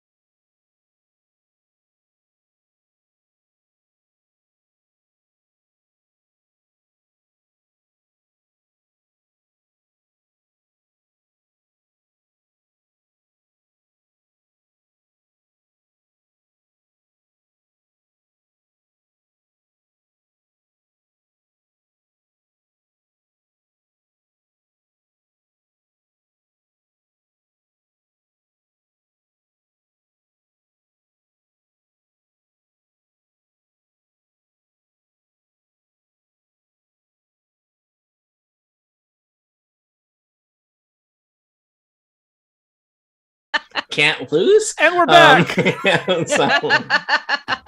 Hi, live stream / bootleg. We're back. We're going to continue some Candlekeep stuff in just a second. Everyone good? Mm-hmm. You rolled initiative. I put you in there. All right. Let us get into it. Welcome back to Total Party Kill. It's me, Tony Sindelar. He, him, Dungeon Master, running some Dungeons and Dragons. It's kind of what we do / fate I cannot escape. I have signed a deal with a horrible monster, and that horrible monster is here today. But wait, let's introduce some other people. Not first. Let's introduce the horrible monster first, now that I've reviewed the initiative order. Dan Morin, why did I sign that contract? You did not read the fine print, Tony. Correct. I advised you, as your lawyer, not to read the fine print. And I made you sign a contract. Now Highly that's unethical, I insidious. must say. Wow. So I don't know if they'll edit all of this out. Yeah. Dan Morin, would you like to explain who your character is? I'm introducing characters or players in initiative order. Thank you. And spoiler, they never edit any of it out. I am playing Cueris, the bard, known up and down the Sword Coast with his new pals here. And he is a he, him. I am a he, him, and he's first in initiative order, so good for him. Yeah, I prefer to think of you as known in the greater White Sparrow Tri-County area. Tony, I just want to point out that I'd forgotten, because I had not played this character in a while, that his background is pirate. Oh, pirate! A feature of which is bad reputation. No matter where you go, people are afraid of you. That is not a good background for a bard. He went back to school and he's trying to better himself, but his old reputation sticks with him sometimes. Also, interesting background to have chosen for the White Sparrow adventures, a extremely landlocked set of adventures. Decisions were made. Decisions were made. Next up in initiative order, but first in our hearts, it's Kathy Campbell. Hi, Kathy. Oh, yay. I'm Kathy Campbell, she, her, and I am playing Hermione, a centaur fighter who is holding up the rear and ready to whip things into shape.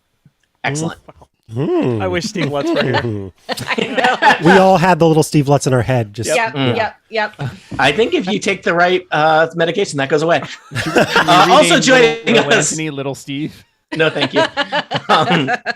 Also joining us, you can tell that this is not the first session of the day. It is Jason Snell. Hello, I am playing Nis, who is she is a female lizard folk sorcerer, level 4. She likes to spread the good word about her sorcery school that she's trying to sell people on, and she's very charismatic, which she needs to be because, again, lizard folk. Next up, Micah Sergeant. Yes, Micah Sergeant, he, him, and I am playing Ajguri Lone Walker Mako Tatahani, known as Lone Walker. He is a Goliath paladin. As I said, he, him. He is a Goliath paladin. Also here, I guess, Tiff, you control multiple characters, so I'm just going with the first one in the initiative order. It's Tiff Arnett. Hi, this is wait, you threw me off because I know Little Anthony's going before me, so but you are Little Anthony. Do the intro as Little Anthony. Come on. Is Little Anthony vocal? I don't know if Little Anthony speaks common. Yeah. Also joining us, Team Giant Centipede. That's right. Our adventurers are being attacked on a mountain pass by centipedes. And at the bottom of the initiative order, it's Tiff Arnett. I am the shortest. I'm down here playing Polly Quartz, the rock gnome druid, who has pocketed himself 500 G's that no one knows about. Keep it on the low. Yep. All right. So as I mentioned, it seems like about a dozen giant scorpions are attacking you. I want to be centipedes. Sorry, centipedes. Giant centipedes are attacking you. I want to be clear. Because the name, I think, is a little bit more frightening when they are giant by centipede standards. Okay. They are not giant by giant standards. Oh, okay. They are still a small beast. They're much bigger than you would want a centipede to be, but they're not. I mean, I imagine they are smaller than a cat. They're just much bigger than you want a centipede. So they're about the size of Little Anthony. Yeah. It does not specify what it says. They are a small beast. which, I don't want my insects to come in beast size of any sizes. But yeah, and there are about a dozen of them. I have arranged them in packs. Do centipedes travel in packs? Sure. I've arranged them in clusters of 4, kind of converging on you from 3 directions. I will just tell you, obviously these things look much bigger than you ever want centipedes to be, but each individual centipede does not look particularly threatening by itself. But the number of them is worrisome. So almost all of you get to go before the centipedes go, and then Polly will go. Cuaris, the bard, you are first. I think I'm going to start out by, let's see here. So are these centipedes like crawling over this rock to my right here? Is that what's happening? And they're probably, let me adjust them. They're in your vicinity. They're not in melee range with you. I will produce my bagpipes, clear my throat, and play a little song. Dude, now's not the time. There's centipedes. It's always time for a song. You are making us look bad in front of the centipedes. I will cast Fairy Fire.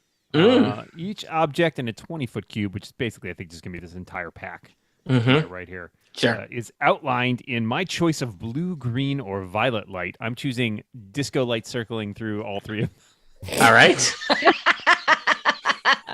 If it fails a dexterity throw, which it must make now. All right. I'm going to roll 4 dexterity saves for them. Does this do damage to them or just make them easy to hit?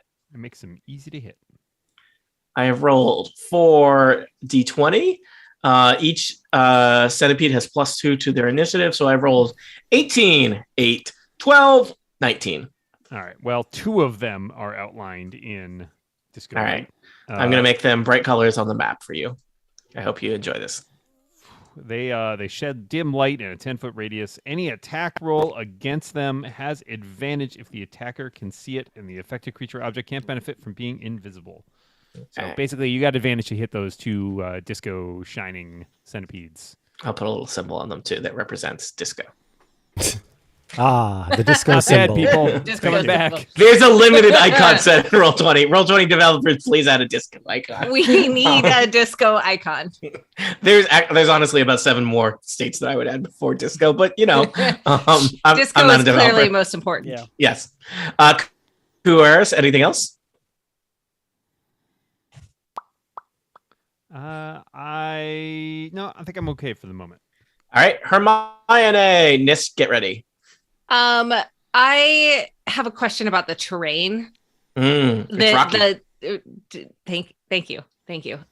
Would I be able to charge up the hill, or am I? I mean, clearly Hermione is extremely talented in all of the fancy acrobatic type things. But I'm unsure about like how absolutely. Vertical. It's a rocky slope, counted as difficult terrain for anything that's not path. So it takes, an extra square of movement, basically. Okay. So. Does that square of movement take, basically, will I be able to, let's see. Your speed is effectively halved. Oops. Okay. Yeah. Is the short. So if you like 10, 20, 30 to get to those guys. Okay, if you wanted. Cool. So I would like to charge the first one. Okay. Yeah. And we're going to go with my short sword first. 17. 17 will hit a centipede. Fantastic. So even a giant one. Love it. 3 + 4, 7 points of damage. You basically chop that centipede into pieces. Fantastic. So since I charged, I would also like to use my hooves as an immediate bonus action. For the next one. Do you have any movement left to get to the next one, I guess? I have 40 feet. Okay, yeah. So you just keep going. Okay. You chop a centipede in half and then trample the next one, basically? Pretty much, yeah. Or attempted trample. Attempt to, because I got 12. 12. The centipede kind of scurries out of the way on its innumerable feet. There's probably 100. Innumerable feet. Okay. Question about the bonus action magic thing, because I have the two-handed fighting. Am I also able to do whip since the bonus action was attached to the charge? I think you can do as many bonuses. Their bonuses are bonus. No, Dan says no. One bonus action. One bonus. Turn. Okay. One bonus action, action. one bonus action if possible, and one move. Okay. Okay. So I am done. Whose side are All you on, right. Dan? The Side of laws, justice. Micah. You're a paladin. You should know this. I'm not Micah- a paladin. Micah's not a paladin. Micah's paladin. Micah is a chaotic, I awesome am. I really am wizard. paladin. Oh boy. Nis. I believe, Tony, correct me if I'm wrong here, the technical phrase is zip zop. It is for magic missile. So first magic missile is striking. I'm going to strike the two non-disco because they didn't get with the program. And the fun thing about magic missile is you don't roll. It's kind of not fun because you don't get to roll dice, which is 80% of Dungeons and Dragons. Damage. I get to roll damage. But the satisfying part is you literally can't miss with magic missile, listeners. So it just happens. Centipedes get hit by magic missiles. Yeah. So there's first centipede takes 2 damage. that centipede is badly hurt. Second centipede takes 5 damage. That centipede is dead. And then I'm going to strike one of the centipedes to the north. Mm-hmm.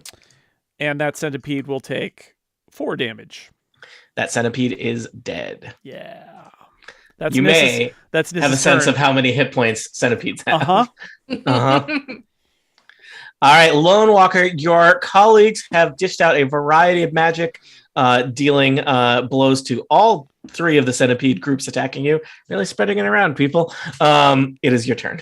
Yes. Lone Walker is going to take aim at the. I looked it up. There's no individual collective noun for centipedes. It's just swarm is the typical. Mm-hmm. So I'm going to target the swarm above Lone Walker with a light hammer hit. So let us. Well, now I've gone and lost my character sheet. Oh dear. Yes. All right. Here we go. And we will roll for a light hammer. Did that? What happened? I don't see anything. Something yet. weird happened. Give me one. Give me one. Oh, there we go. There. Ooh. Oh, I see a critical. Yes, I did. Yeah. So you take the left value, which is 25. So I did roll a critical. Woohoo! Yay! 25 to hit, and the damage for that Is the right value the damage? is no. That is the damage. 7 is the damage. 7 bludgeoning. All right. You smash a centipede into paste with your hammer. Is that your light hammer? Yeah, basically it's a ranged weapon, so I throw it at the centipede. Do you have to then go get it, or does it come back? I will have to go get it afterward, but I right. planned on doing that afterwards. Just don't. Limited utility for, say, attacking dolphins. Don't attack dolphins, people. Do not throw hammers at dolphins. I don't know where you got that idea. Stop it. And because I have proficiency in, or however that works, I know I've got 2 weapon dealy bob, and I could do that with any simple weapon, one of those of which is the light hammer. I will throw another light hammer. Yeah, I'm gonna throw another light hammer. How many light hammers are you walking around with there? I have 2, so I threw one, and then this is the other one. All right. And Lefty and righty. Exactly. Yeah, so that's what they're called, actually. So I rolled 21 to hit, and now I will do the damage for that, which is just 1d4 because you don't get to add the proficiency. So /roll d4. All right, 3 damage. All right, a glancing blow badly wounds. Which centipede were you attacking? We'll do the one that's behind the one I just killed. All right, that one's badly hurt. And that is all I can do. Little Antony. All right. Little Antony can actually turn into a centipede. What? Yep. Actually, one of his beast forms. Now there's more centipedes. Yeah, you're not helping. The opposite of what we want. So little Anthony turns into a centipede and he goes over to this group of centipedes and tries to lead them away with like a sexy centipede dance. What would Roll. this centipede dance look like? Roll sexy centipede dance. Yes. What would I roll for that? Persuasion? I put Performance? or performance. Performance. All right, let's see. Does he have any performance proficiencies? An 8. The centipedes seem unimpressed. Oh. Also, I have swapped his token out for a green centipede token. So don't Little antipede. Antipede. Oh yeah, my god. but when amazing. centipede and antipede come together, they destroy each other. So. little antipede. yep. This is how morphing characters works in Total Party Kill. I believe Micah established, and so I just have to execute on that forever. That's true. All right. So that That did not work. so they just kind of like glanced at him and was just Yeah. Meh. We're working here. The Team Giant Centipede is next. I'm going to say that these three over here are going to squeeze forward and basically try to just like launch themselves at Hermione's legs.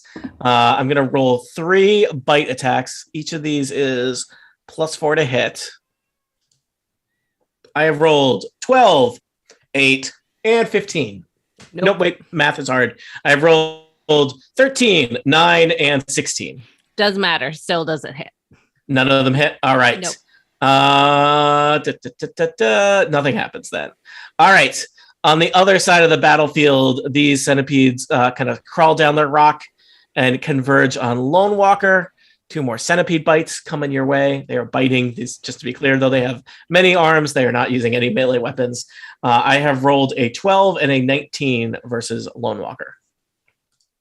A 12 and a 19. Yeah. That's kind of rude. Because the 19 hits. You will take 4 piercing damage. A centipede finds like a gap in your armor around where your shin is, and it gets its horrible little pincers in there. And you need to make a Constitution saving throw against poison. Oh, wait, no, it's disease. Never mind. I'm immune to disease, but not immune to poison. Constitution saving throw, you said? Yes, 11 or higher. 10. No. It burns your entire... Oh, is something happening, Dan? Nope. Go ahead. I will cover that. Your entire leg burns with agony. The centipede's bite was just like a little prick, but the 10 poison damage courses through your veins. So I remind you that you had 10 hit points, so don't forget to subtract those first. Oh, yes. How many was it? 7. 7. Excellent. Okay. Why is it not letting me type that in? There we go. So what was the first bit of damage? Because that's the part that I did not remember. It was 4 followed by 10. Okay, so 4 damage and then 10 damage. Okay. And am I poisoned or was it just poison? You have just taken poison damage. Okay. Yes.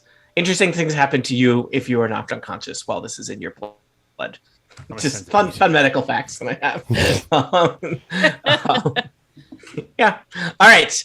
Over on the other side of the battlefield, 3 more centipedes scurry down the rocks in the directions of Cueris and Nis. 2 disco centipedes are going to attack Cueris. 22 and 23. Those are both bad. Can you do anything about that, Mr. Bird? I can and run away. No, but that's not going to do much, I guess. So, no. All right, you will take 8 piercing damage from the 2 bites combined, and I need 2 Constitution saving throws as poison goes through all of your blood. 2 Constitution saving throws. Well, 1 for each. Constitution, one of my strong suits, +1. It's better than negative. Oh, well, that first one was an 19, so great. All right, that's good. Can we do it again? What was the number I needed? 11. I got a 13. Woo! All right. You didn't like being bitten by a centipede, but at least somehow like they didn't inject you with poison. Speaking of getting injected with poison, I have one centipede left. Is scuttling in the direction of Nis, local business sorcerer, and I have rolled a 20, math 20 to hit. Yeah. Nis. 4 bite damage, and give me a Constitution saving throw to see if you take poison damage. 20. You are fine. Well, except for getting bitten by giant centipedes. Yeah. All right. Paulie, you're next. QRS, get ready. All right. I am going to I have a move action first, right? Sure. Everyone's kind of in the way for that. Don't hold back. Says me. I was gonna do a big spell, but then it like kind of affects everyone. I think we're a little all too close for it, and I don't want to hurt everybody Emotionally. before we get maybe I'll do it later. But for now, I'm going to cast Magic Stone, which is actually a bonus action, and then so I can actually throw the stones after I cast Magic Stone onto them. And I rolled a 17 plus 3 to hit with my Magic Stone. Yeah. Which of the many centipedes do you want to throw a magic stone at? I'm going to go for the one right behind Lone Walker. I ask him the injured one or the uninjured one? the uninjured one. Uninjured one. All right. Well, And you definitely hit with your whatever number you said that was very high. 17 plus 3, I 20. Yeah, math's 20. So plunk with a magic stone. Tell me about damage for magic stones. It's a 1d6 plus 1, and that's only a 2. You badly wound that centipede. I mean, it is a centipede, so Yeah, a giant centipede. that's all I got. All right. QRS, many centipedes around you. You've got several centipede bite marks in your leg, but you're not full of poison yet. Let's start with this. I'm going to stab one of the disco centipedes. Let's say the purple one. All right. Remember that you have an advantage because it's a disco centipede. Disco. And I rolled pretty good there. 19. Yep. And my rapier does, max damage, 11 damage. You skewer that centipede. It is dead. Next, I'm going to cast around the group and see if any of the folks, especially perhaps Lone Walker, are in need of any healing. I think Lone Walker might be the only person to have taken damage beyond the 10 hit points you've already given out. But yeah. Okay. You took a few. How you doing? Are you asking me that? How you doing? Okay. How you doing? Hi. I could use some help, but also I could also... wait, does Paladins lay on hand? They're able to use that on themselves or no? Yes. They are. Okay, so I could also just do it myself. Up to you. But hey, I got a healing word if you want one. all right, I would love to hear, or rather, I would love to hear your healing word. You're doing great. Keep it up. 6 points worth of healing word. Nice. We love to hear it. We love to heal it. All right, thank you. I am done. Hermione, followed by Nis. All right. I'm going to pull out my short sword and attack this one that is right above me. Mhm. I rolled a 16. That hits. Fantastic. D6 plus 4. I got a 1. Plus 4 is 5. You murder another centipede. Hooray. Let's go for this one with the whip. Mm-hmm. Whip it good. 16. You attack another centipede. All right. How much whip damage does a whip do? 4d4 is 4d4? 3. No, sorry. 44. One. 1d4. I rolled a 3. 3 total, sorry. Or 3 plus plus- something. Plus 4 is Many. 7. All right, you lash at that. You lash out with a whip and kill another centipede. Hermione is murdering centipedes left and right. Ha-ha! Tony, a quick error that I made. When I got hit, I did not make a concentration saving throw for the fairy fire, which I now did, and unfortunately I failed. Oof. It would not have affected, I believe, my attack because I rolled a 16 on the lower of my advantages, which still would have hit. So they're no longer disco centipedes. That last guy is no longer disco. My apologies. All right. Thank you, Dan. Nis, followed by Lone Walker. All right. Well, Nis is going to do something that if anybody's paying attention, they might be surprised by, which is Nis is going to give it right back to that centipede by using her hungry jaws, and she's going to snap at the centipede with her lizard bite. Oh, no. Oh, come on. There it goes. That is a 15 to hit. You take a chunk out of that centipede. All right, that's only 1 damage, unfortunately. That centipede is very badly hurt.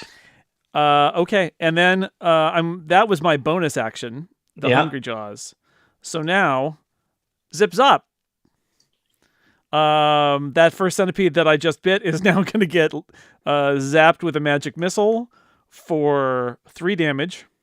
It is dead. Former disco centipede behind it takes 4 damage. Also dead.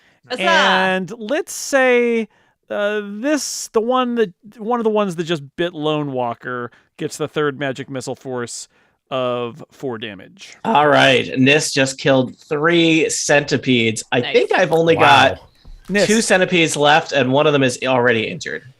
And one's little Anthony. Okay. And one's little Anthony. All set, Nis? Yep, that's it. I mean, a bit. I cast a spell. Yeah, you bit, you spelled, you've done everything. Party. All done. Lone Walker followed by Little Anthony.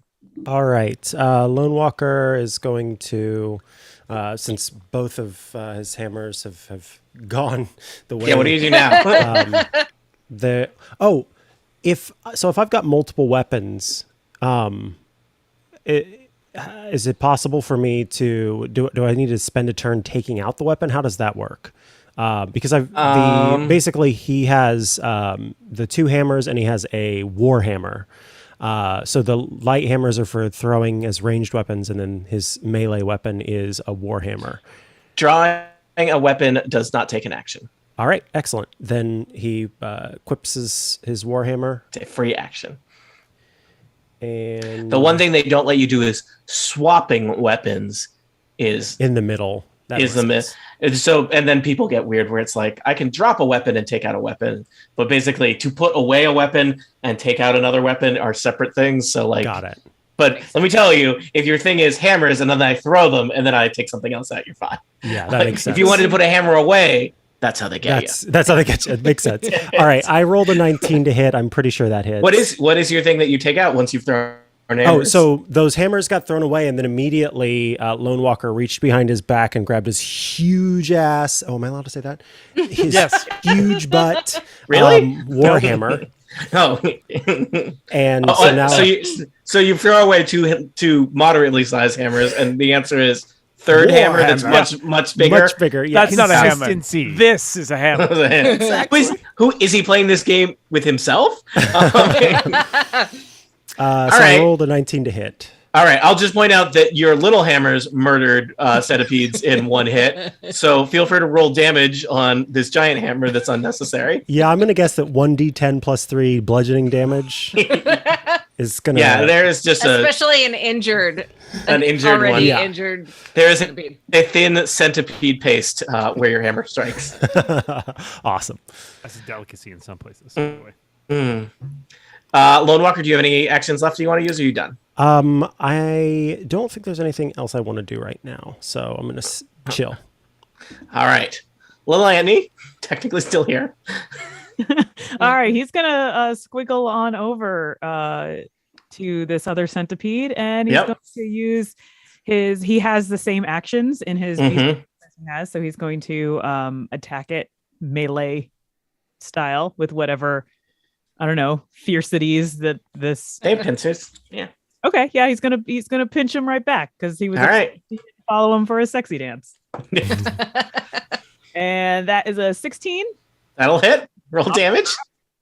All right. So I'm always confused with the beasts. The 5 outside of the parentheses, I ignore that and just do the one. You can take that. That's the average, basically. If you didn't feel like rolling, it gives you the average as like an efficiency But we thing. definitely want to roll. So Then roll the thing, and you will probably get a number similar to the number outside the parentheses. I can't hear Tiff. Could other people hear Tiff? No. 5. Oh, now I can. Now I can. Oh, Okay. you got 5. 5. Perfect. Lil Antony murders the final centipede. Hooray! Please, Lil Antipede murders. All right, the little final- Antipede murders the final centipede. It's now just you standing on a rocky mountainside. The wind is quiet, and there are no centipedes anymore, except for the one that is your friend. Sorry, your feet. Yeah. I don't know if you need to camp here and take a short rest, or just continuing heading up the mountain in search of Vermelon.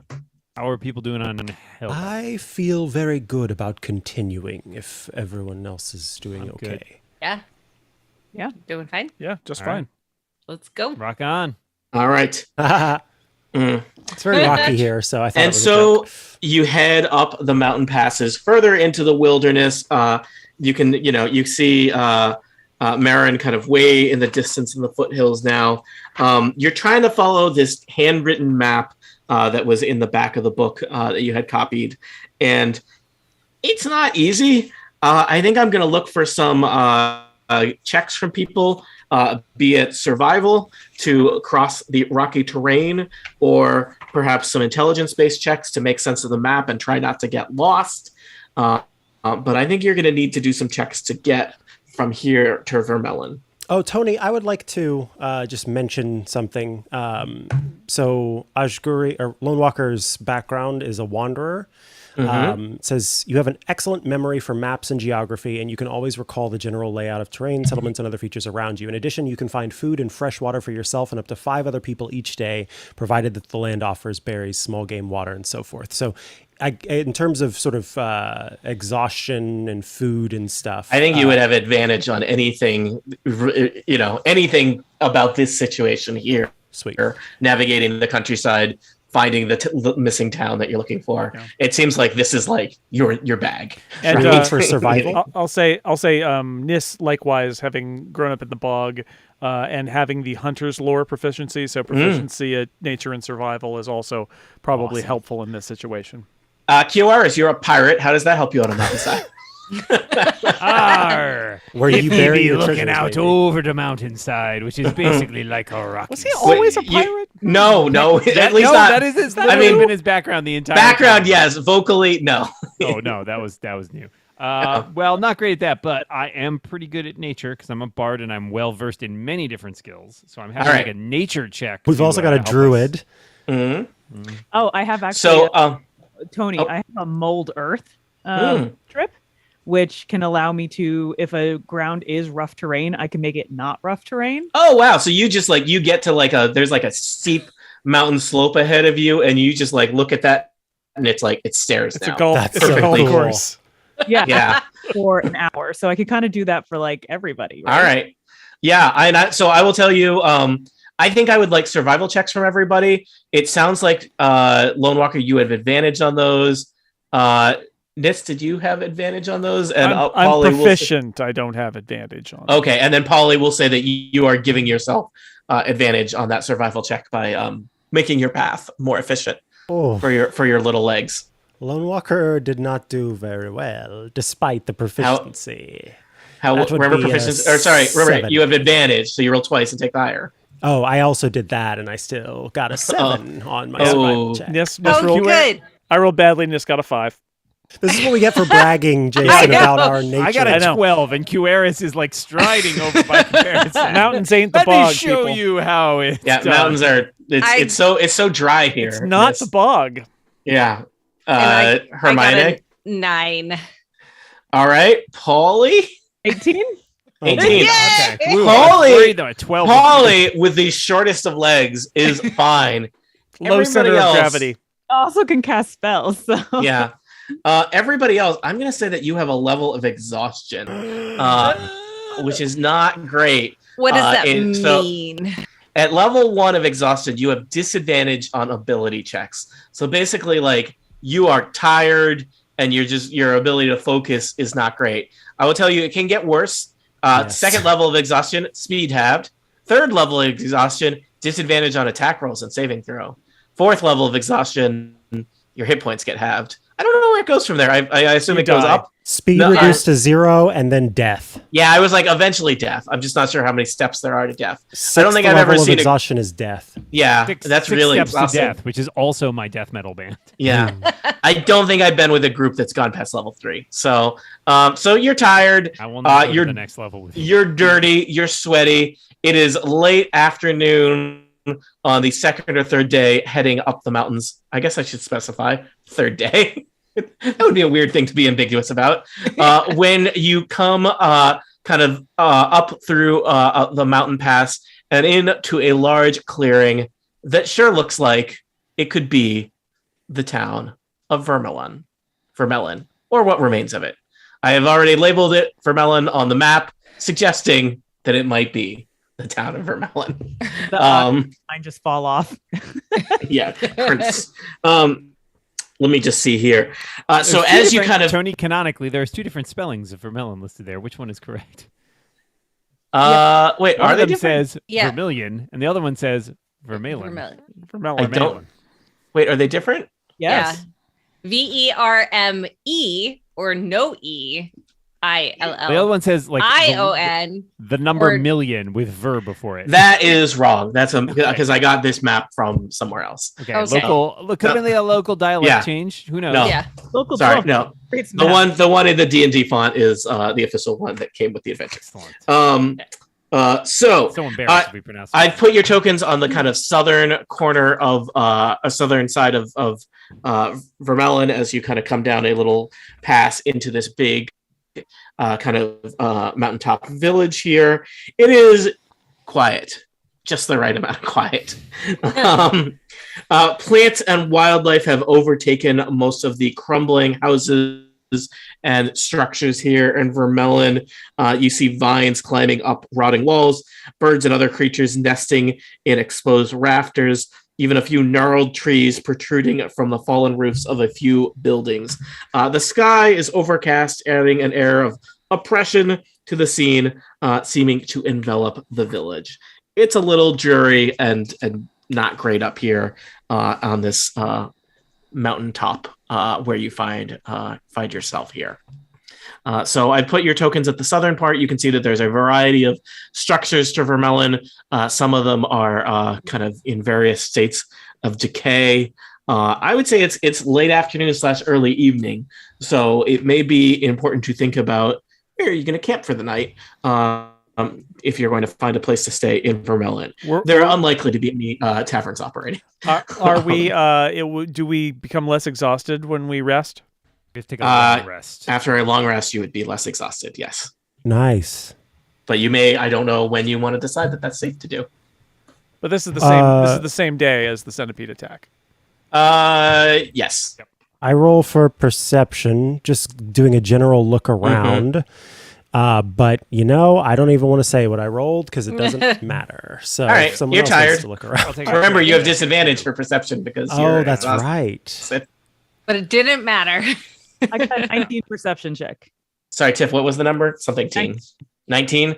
You are looking around. I perhaps for any kind of perceive as I want to find like the best house to possibly camp in. All right, you are looking around, and it looks like Vermelon is mainly houses. It was not a kind of bustling commerce area, and that it's this little mining town up in the mountains, right? So there's a few kind of shops. There's and I'm gonna put little. They do the thing where they just have a number next to them. So there's a what is this? There's a blacksmith shop. There's a stonemason shop. Everything else seems to be houses, but they look in pretty bad shape. So looking around, Paulie, you notice on the far side of town, kind of across the village from you, the largest structure in Vermelon also looks possibly the most intact. it looks like there's a big house on the north side of Vermelon, and probably just based on the way little villages work, probably that is the you could imagine that might have been the mayor's house. That's usually who gets the biggest house in these little towns. Nis points out we have 2 jobs to do here too. One is to look for the necklace in the hollow of the big tree, and the other is to put the flowers on the grave. Well, that big tree right ahead of us seems like a likely candidate. Yeah. Maybe we can check that out. Is it on the way? All right. So I will tell you, Vermelon, very small town. I don't think anything in Vermelon is more than a 5-minute walk from anything else in Vermelon. So you just kind of head down the main, maybe it was a street or path at some point. It's all overgrown with weeds and dirt and rubble. There is a large kind of sad-looking tree in the middle of Vermelon. I believe I have a picture of the tree and the house as one of the few pieces of art in this adventure. I just got to find it. Here you go. Ooh. Oh, There's your not creepy super at all. haunted mansion vibes. There's your creepy tree in front of your abandoned mayor's house. Nice. The tree is bare. It stands on the lawn, kind of in front of the mayor's mansion, at least big house. I don't think probably anybody else has a multi-story house. The mayor's house is 2 stories, so mansion. And it doesn't look like this tree is doing great. Let's be honest. It's all bare and gnarled and sad looking. Can I make a nature roll on that tree? Sure. Roll nature on this tree. Disadvantage. Stupid exhaustion. Very tired. Tired of trees. That is even with disadvantage, a 16. This is a unwell tree. It seems like probably, it is. What would cause? Is it a sickness or is it just sort of just general? Probably just old age / neglect. It probably would have needed, the terrain is, the terrain is rocky and probably it would have benefited from being, actively watered. So possibly just neglect. I'm going to roll investigation to see if we can find the little thingy. All right. You know what you're looking for and where you're looking for. So you would have an advantage that crosses out your exhaustion. So roll with neither advantage nor disadvantage. Okay, 14. All right. You are feeling around on the tree and you find basically an empty hollow. It's about 6 feet up, but you're a centaur, so that's not too hard for you. And it's filled with dead leaves, empty nutshells, and inside though there's something feels kind of metallic. You pull out a thumb-sized little platinum oval-shaped pendant. Perfect. on a tiny thin chain. Cool. I will pocket it. All right. It's probably worth about 20 gold pieces. It looks like it had something written on it that you didn't look at. Oh. You want to look at it? Right in the pocket it goes. It says, made you look. Okay, fine. Pull it back out and look at it. It says, for Lorna forever. Yep. Inaccurate. Cool. Let's begin composing a romantic ballad. Let's go to the graveyard. All right. You head across town. The graveyard is kind of in the northwest corner of the town. I will also mention, as you kind of head that way, passing through dilapidated buildings, not through, but by them, there looks like there's something kind of here on the road leading out of town by the graveyard. It looks like there's like an abandoned wagon or something, but you said you're heading to the graveyard, so you head to the graveyard. Sorry, I think Lone Walker would be too curious and would stop at the deal. You have split the party. Lone Walker, you're within 40 or 50 feet of each other, right? All see and hear each other. I think squares are 10 feet, so you're within 100. Oh, looks like Polly's with me too. I'm with Lone Walker. Okay. Polly and Lone Walker, you're, again, well within shouting distance of each other. It looks like there's an abandoned wagon, like a merchant's cart here. And as you're looking around, you kind of come around the front of it. You approach from the back. There appears to be, there's really no nice way to say this, horse remains in front of the cart, as if a horse pulling the cart had died here quite some time ago. Don't show this to Hermione. She'll get very upset. Yeah. The cart is still it looks like it's full of crates and barrels, though it looks like perhaps they've been damaged or ransacked or something. Crate and barrel. We'll come back to you in a second. Meanwhile, over in the graveyard, there's a crooked wrought iron archway at the entrance. It is extremely overgrown, much like the rest of the village. The first couple rows of the graveyard are headstones, some of them kind of sitting at odd angles. Some of them have fallen over completely from neglect. Toward the back of the graveyard, there are cairns, piles of stones, possibly as some kind of improvised placeholder where graves weren't available. Who's there? Nis, Cueris, and Hermione are in the vicinity of the graveyard? Yes. Full investigation to look for Lorna. All right. Sadly, still with disadvantage, I presume. Can I help? Maybe I'll help. Yeah, you help, which will cancel out the Right. disadvantage. Cancel it out. Love it. Let's do it. We're a team. Oh, that was pretty good. Thanks to Nis's help, we teamed up and got to 25. Nice. Wow. All right, you spread out and do a grid search of the graveyard. You find Lorna does have a headstone. There is a headstone. It's a little bit at a tilt from the ground settling, and you clear off the kind of moss that's grown over it, and it says, Lorna Grosvenor, beloved to Lucas, forever my heart. We'll leave the lilies right there. As you leave, who's putting the lilies on the gravestone? Just a question. I'm at. Boy, Just a question I'm asking. I was about to say, like, I'm really looking forward to that Chivo popping up when it's like, ding, quest completed. Just as I reach down. QR, so you're leaving them on the grave? Yeah. All right. There's like a gentle breeze blows through the graveyard, and it's almost like you hear kind of like a soft, contented sigh. That was unexpectedly kind of nice. Okay. Over at the merchant's cart, Lone Walker and Paulie are poking around. The cart looks very abandoned. There was like a tarp half covering a bunch of barrels, and barrels and crates, people. No expense was spared. What would you like to do as you're looking at this cart and what's left of a horse? Lone Walker would say, I'm afraid my eyes are very tired. Perhaps, Paulie, it would be best if you investigated this cart a little bit closer, as I think you will not have to roll a disadvantage. 18. Wait, what am I rolling? Perception? Perception. Perception, probably. Uh, And then you'll tell me what you want to perceive. I look in the cart with a All right. You climb up on the cart and start poking around. You pull the tarp all the way back. I want to be like a whoosh. Yeah, whoosh. There's boxes and crates and barrels and trunks.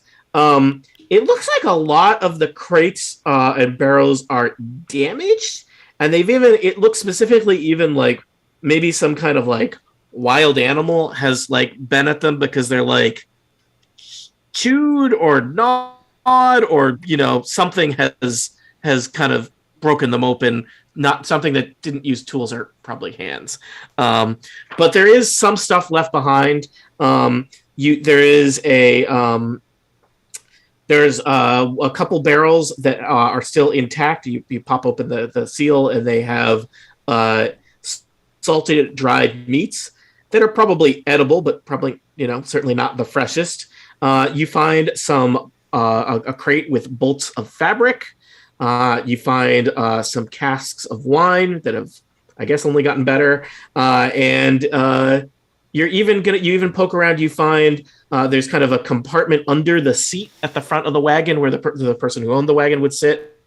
And in that, there is there's a small sack of money. There's a pouch containing 15 gold pieces, and then like a ledger that contains a list of like, it lines up with the kinds of things in the cart, various things that they've been buying and selling.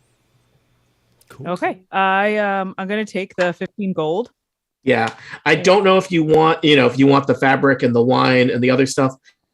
I can tell you how much it's worth. It's just probably a little cumbersome to carry. Lone Walker has no interest in that. No. Yeah. Holly? The 15 gold and I'm going to take the 15 gold. All right. And the wine? I'll take can I take some of the wine?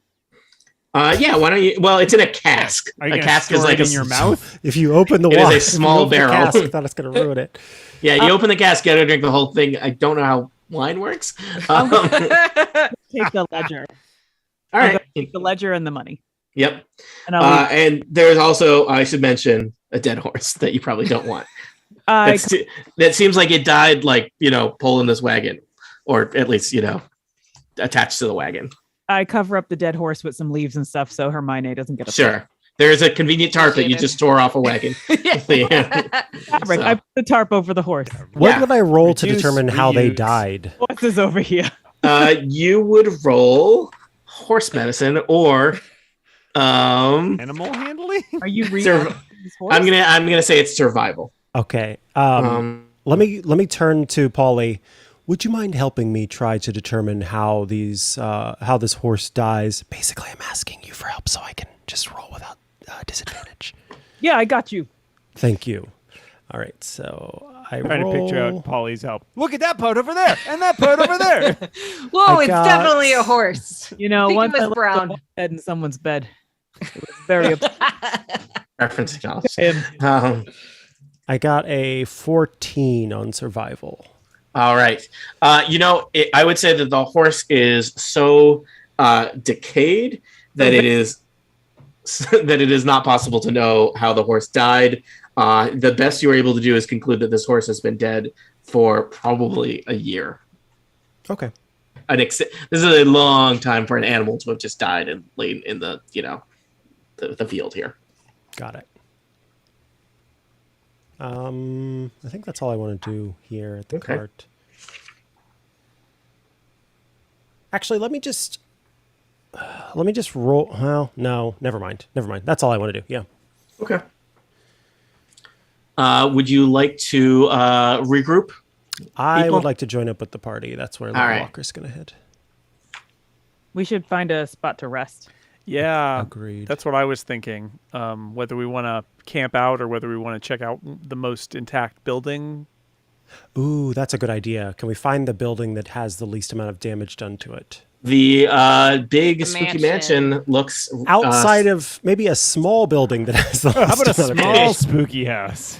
The mansion clearly looks the most intact. It's probably that may speak to just the nature of the materials used to construct it, in that it's primarily stone versus other more wood based buildings. Tony, I'd like to it looks great. I'd like to glance over at the east side of the village and see if I can find the juice bar. There's not a juice bar. Oh, I figured we're up to V6 if we get to V8. Oh, dear God.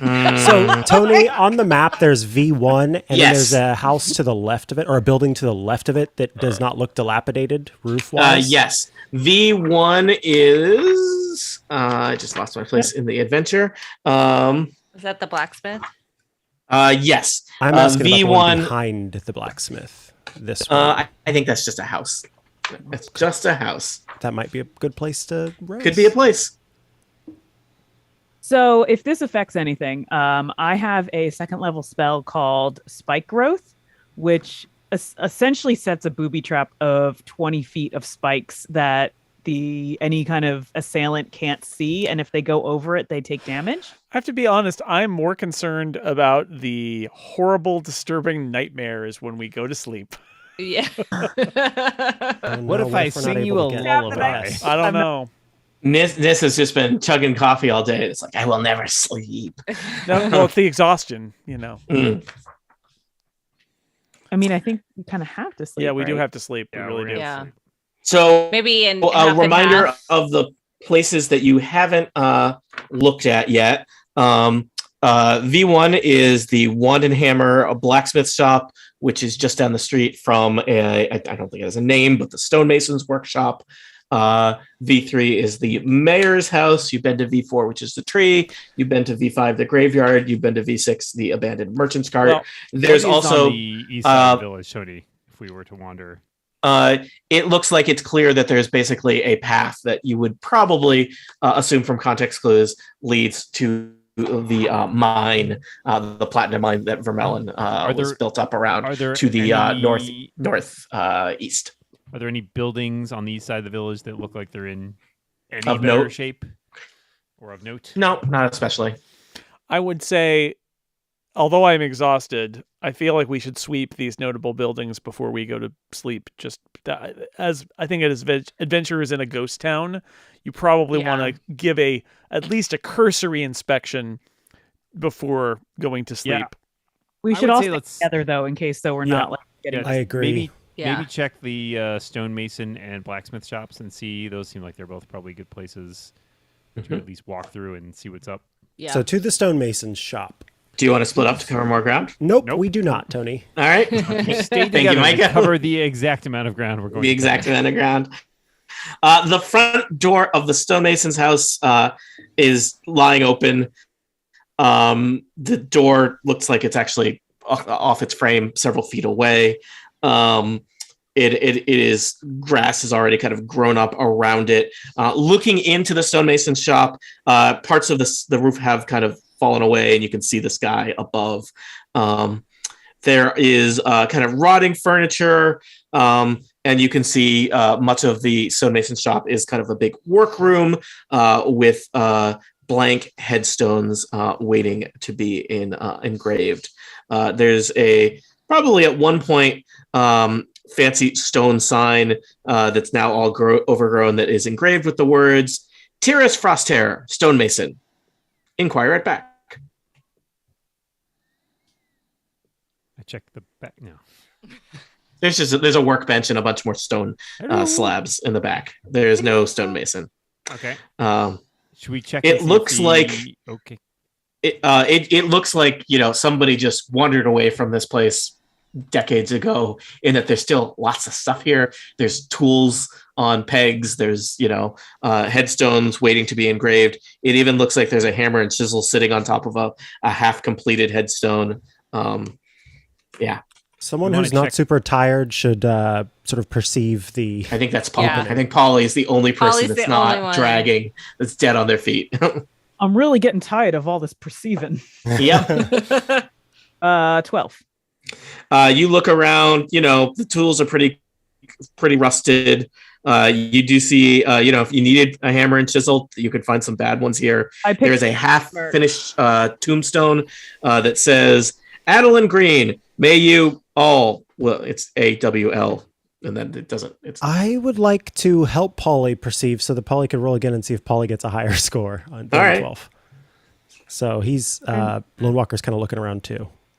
Can I hand that hammer over to Lone Walker? Because I think he really... Yeah.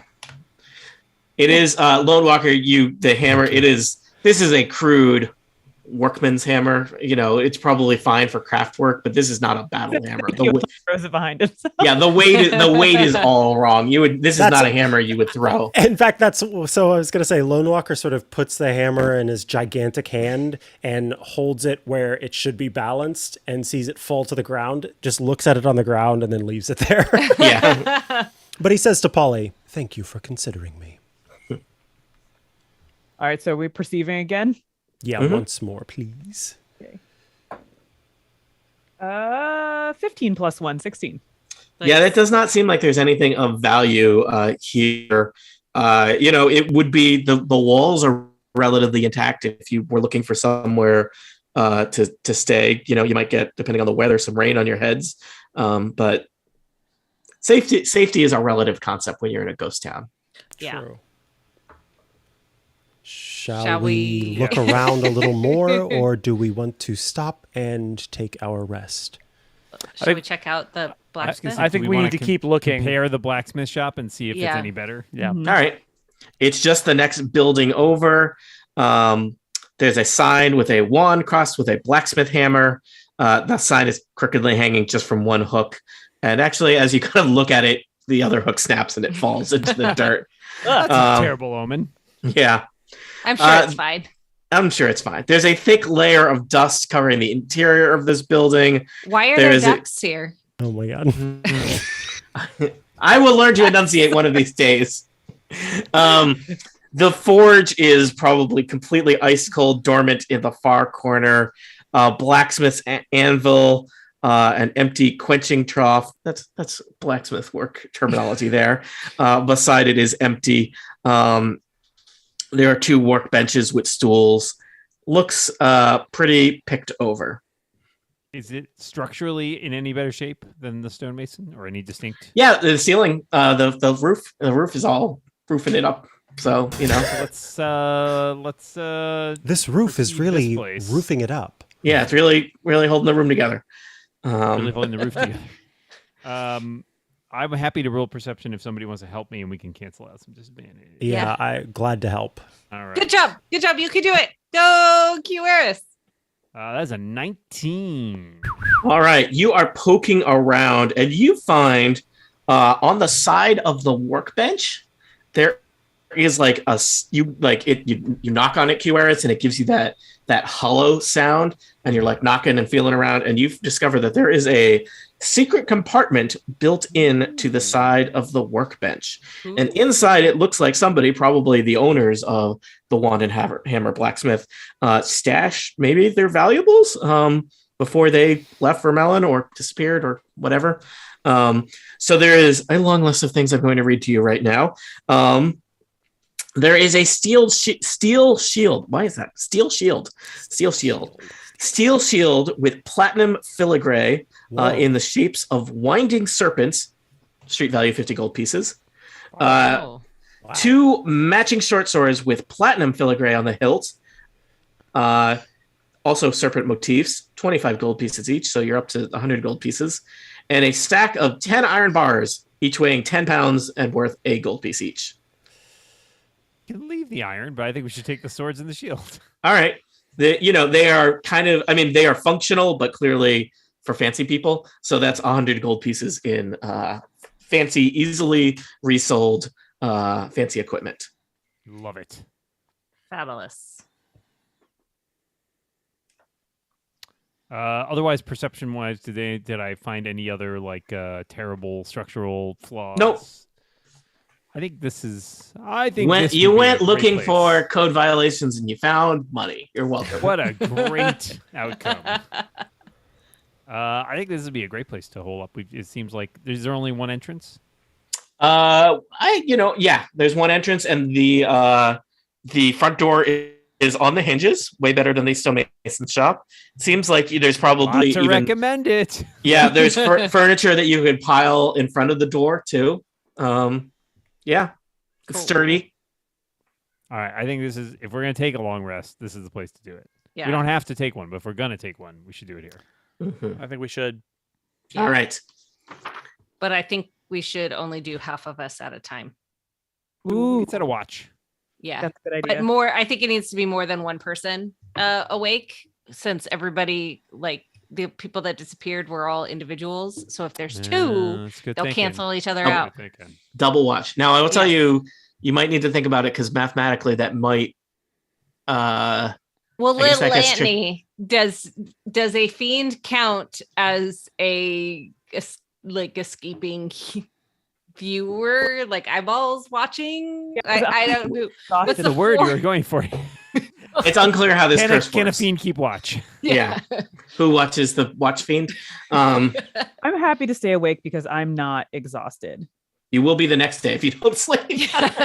Unless you're none of you are magic and doesn't require sleep, right? I think the long and short of it is that we need 2 people awake at any time, and if we can use Anthony, then that's 2 people who can be awake and cover 2 hours basically of watch, and still everybody will get a full night's sleep. Mm-hmm.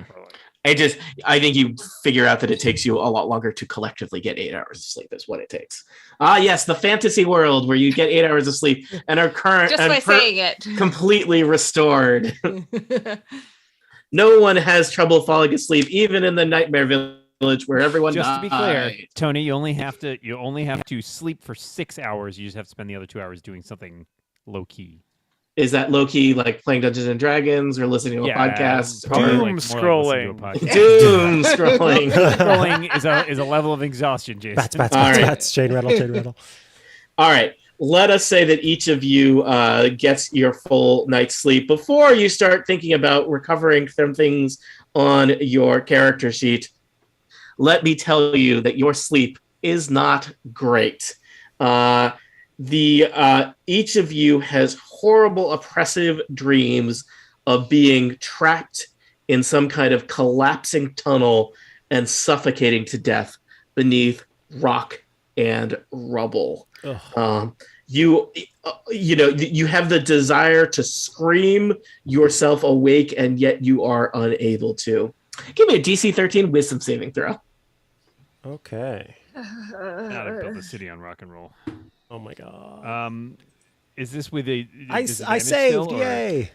Saving throw. You do not have disadvantage on saving throws, just on great. skill checks. Fantastic. 17.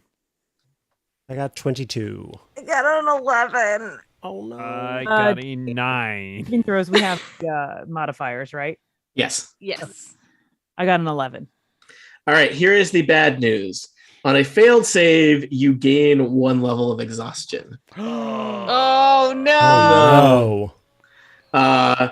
Now, I think that means if you succeeded, you get a full night's sleep and you wake up feeling fine and with If no we levels didn't, of we're at exhaustion. 2 levels? Yay! If you didn't, you're at 2 levels. Yeah, Unless, Dan and I. but not extra- Polly. Polly's at one. Polly's level at 1. 1. Polly's at 1. What was the DC on this? 13. Oh. Yikes. So Big ol' yikes. who succeeded and who failed? And you may want to put it in the chat so you have that information for next time. I You failed. can note it on your character sheet as well. Yeah. There is a Oh, how? track levels of exhaustion. Where's? If you, so- conditions, which is just below your hit points. Yep. If you Yep. tap on that, it'll give you a whole list Ah, of conditions, and exhaustion is at sweet. the bottom. And then you can choose which level of exhaustion you are. Fantastic, because I'm at level 2. Oh, I should Alright. roll for little Anthony too, right? Yeah. He's a horrible monster. Can he have nightmares? Does he just call them mares? That, Wait, what? Resistant to anything. Think about that a little longer, Tony. No. no, And, don't think Don't about do it it. at all. Don't think about it. And me and Micah, we're okay. We had a We're good back night's to You're sleep. fine. Yeah, you wake up feeling, you had horrible nightmares and are, emotionally maybe not great, but physically fine. Yep. So, So all right, what do we change it? We are exhausted level. you're 1. exhausted. You're Yes, you are level level 1. 1. Other people, 2 levels of exhaustion. Other people, 0 levels of exhaustion. And so you wake up the next day ready to head out, I assume, possibly to investigate the mayor's house, possibly to investigate the site of the mine, but perhaps already filled with a deep and creeping sense of darkness that pervades your ever being. Will our adventurers overcome this exhaustion and find out what has happened to this town? Will they discover what mysteries await them, or will they just get real tired and fight with each other the whole time? For answers to questions such as these, tune in next time to Total Party Kill. The end. I do want to add, I love RPG Stack Exchange because I was checking to see what can remove. Is there spells that can remove? I was wondering exhaustion? that too. The answer is Greater Restoration. Unfortunately, it's a 5th level. That's pretty spell. high level. There are potions, including a potion of vitality. But what I love about this is the 3rd paragraph. They say there is one option that might work. You could Death kill them and bring them back to yeah. life with Revivify. Oh my god. Thanks, nerds. Stack Exchange for you. Thank you. So we're still on the bootleg / live stream. Both of these sessions were a little bit longer. I think I lost track of the timing for this one. So I don't know if this is where we want to wrap for today or if you want to play more for today. I don't know how that works with other people's plans for today. I would say, you've made significant headway into this adventure. It's possible we will finish it with our 2nd session next month. I'm okay with continuing, just personally, but I'm okay with either option. Yeah, I'm open. I have to leave in like an hour, so I think if we took a break and I need to leave by 3:50. I need to. So I need to head out by 6:30. So Okay, so I think we should probably not. Yeah, we should wrap it. 6:30 is 40 minutes from now. So this is a challenge in that so far you are kind of just being literally exhausted, right? Yeah. Which is going to make some of the other stuff to do in this adventure hard. And do you all know what second level of exhaustion means? Speed halved. Your speed is halved, and you That have is disadvantage still. So it stacks. You have all of it. Yeah, so you Yeah. still have the disadvantage. Wow, Yeah. that means my speed is 15. That's 3 squares. Wow. Ugh. And the only way to this undo is those too now much is to like- get 2 nights of sleep, 2 nights of restful sleep to completely undo Does it. one night clear all of exhaustion, Dan? I forget. That's No, not- I think it's no, one it doesn't. level. Yeah, It's just one level, yeah. believe Or that's correct. magical things. it is. I was just reading about it. You're just reading. All right, you're ahead of me. Yeah. Great. just keep sleeping for a month and see where it goes. Yeah. Yeah. Let's Yeah, go sure. down the hill again. Just- I'm loving Yeah. this Hang out with the adventure dead that centipede. just feels too much like real life. I know, Sorry, right? sorry. We're supposed to It's- be like imaginary world of fantasy here. Where you're The last tired adventure- and the last adventure in slow Candlekeep, and just which really Dan not great played, things. is one about a plague. So Yeah, I'm that just was- saying it can get worse. Wow. This one is just about depression. So- depression and dragons. Oh, no. Wow. Let me ask, just for the sake of where we'll pick up next time, do you want to commit to what you're going to do next time? Go straight to the mines, probably, right? Yeah. Probably. I think so. it's question, Or do mine or we- spooky house. Yeah, we haven't searched the spooky house yet. Mine or Spooky House. Truly the worst game Yeah. you can play. Yeah. I definitely think we should search the Yeah, spooky. we're gonna have to It's look which at the spooky house. Yeah, before we go. gotta- That's fine. Mhm. Finish this map, just like any other video game. You got to Completionists. finish what you can Clear the see map. and Clear then the move good old on. map. Yep. Yep. All right. So I believe we are scheduled to play May 1st. So we will resume then. You'll start with searching the spooky house. All right. Ooh, the spooky Woohoo. house. May the first be with you. But yeah. Mm. Yeah. And with you. Live stream / bootleg. Thank you for listening. We hope you enjoyed this, and we'll see you again for other Dungeons and Dragons stuff at some point. Bye. Bye.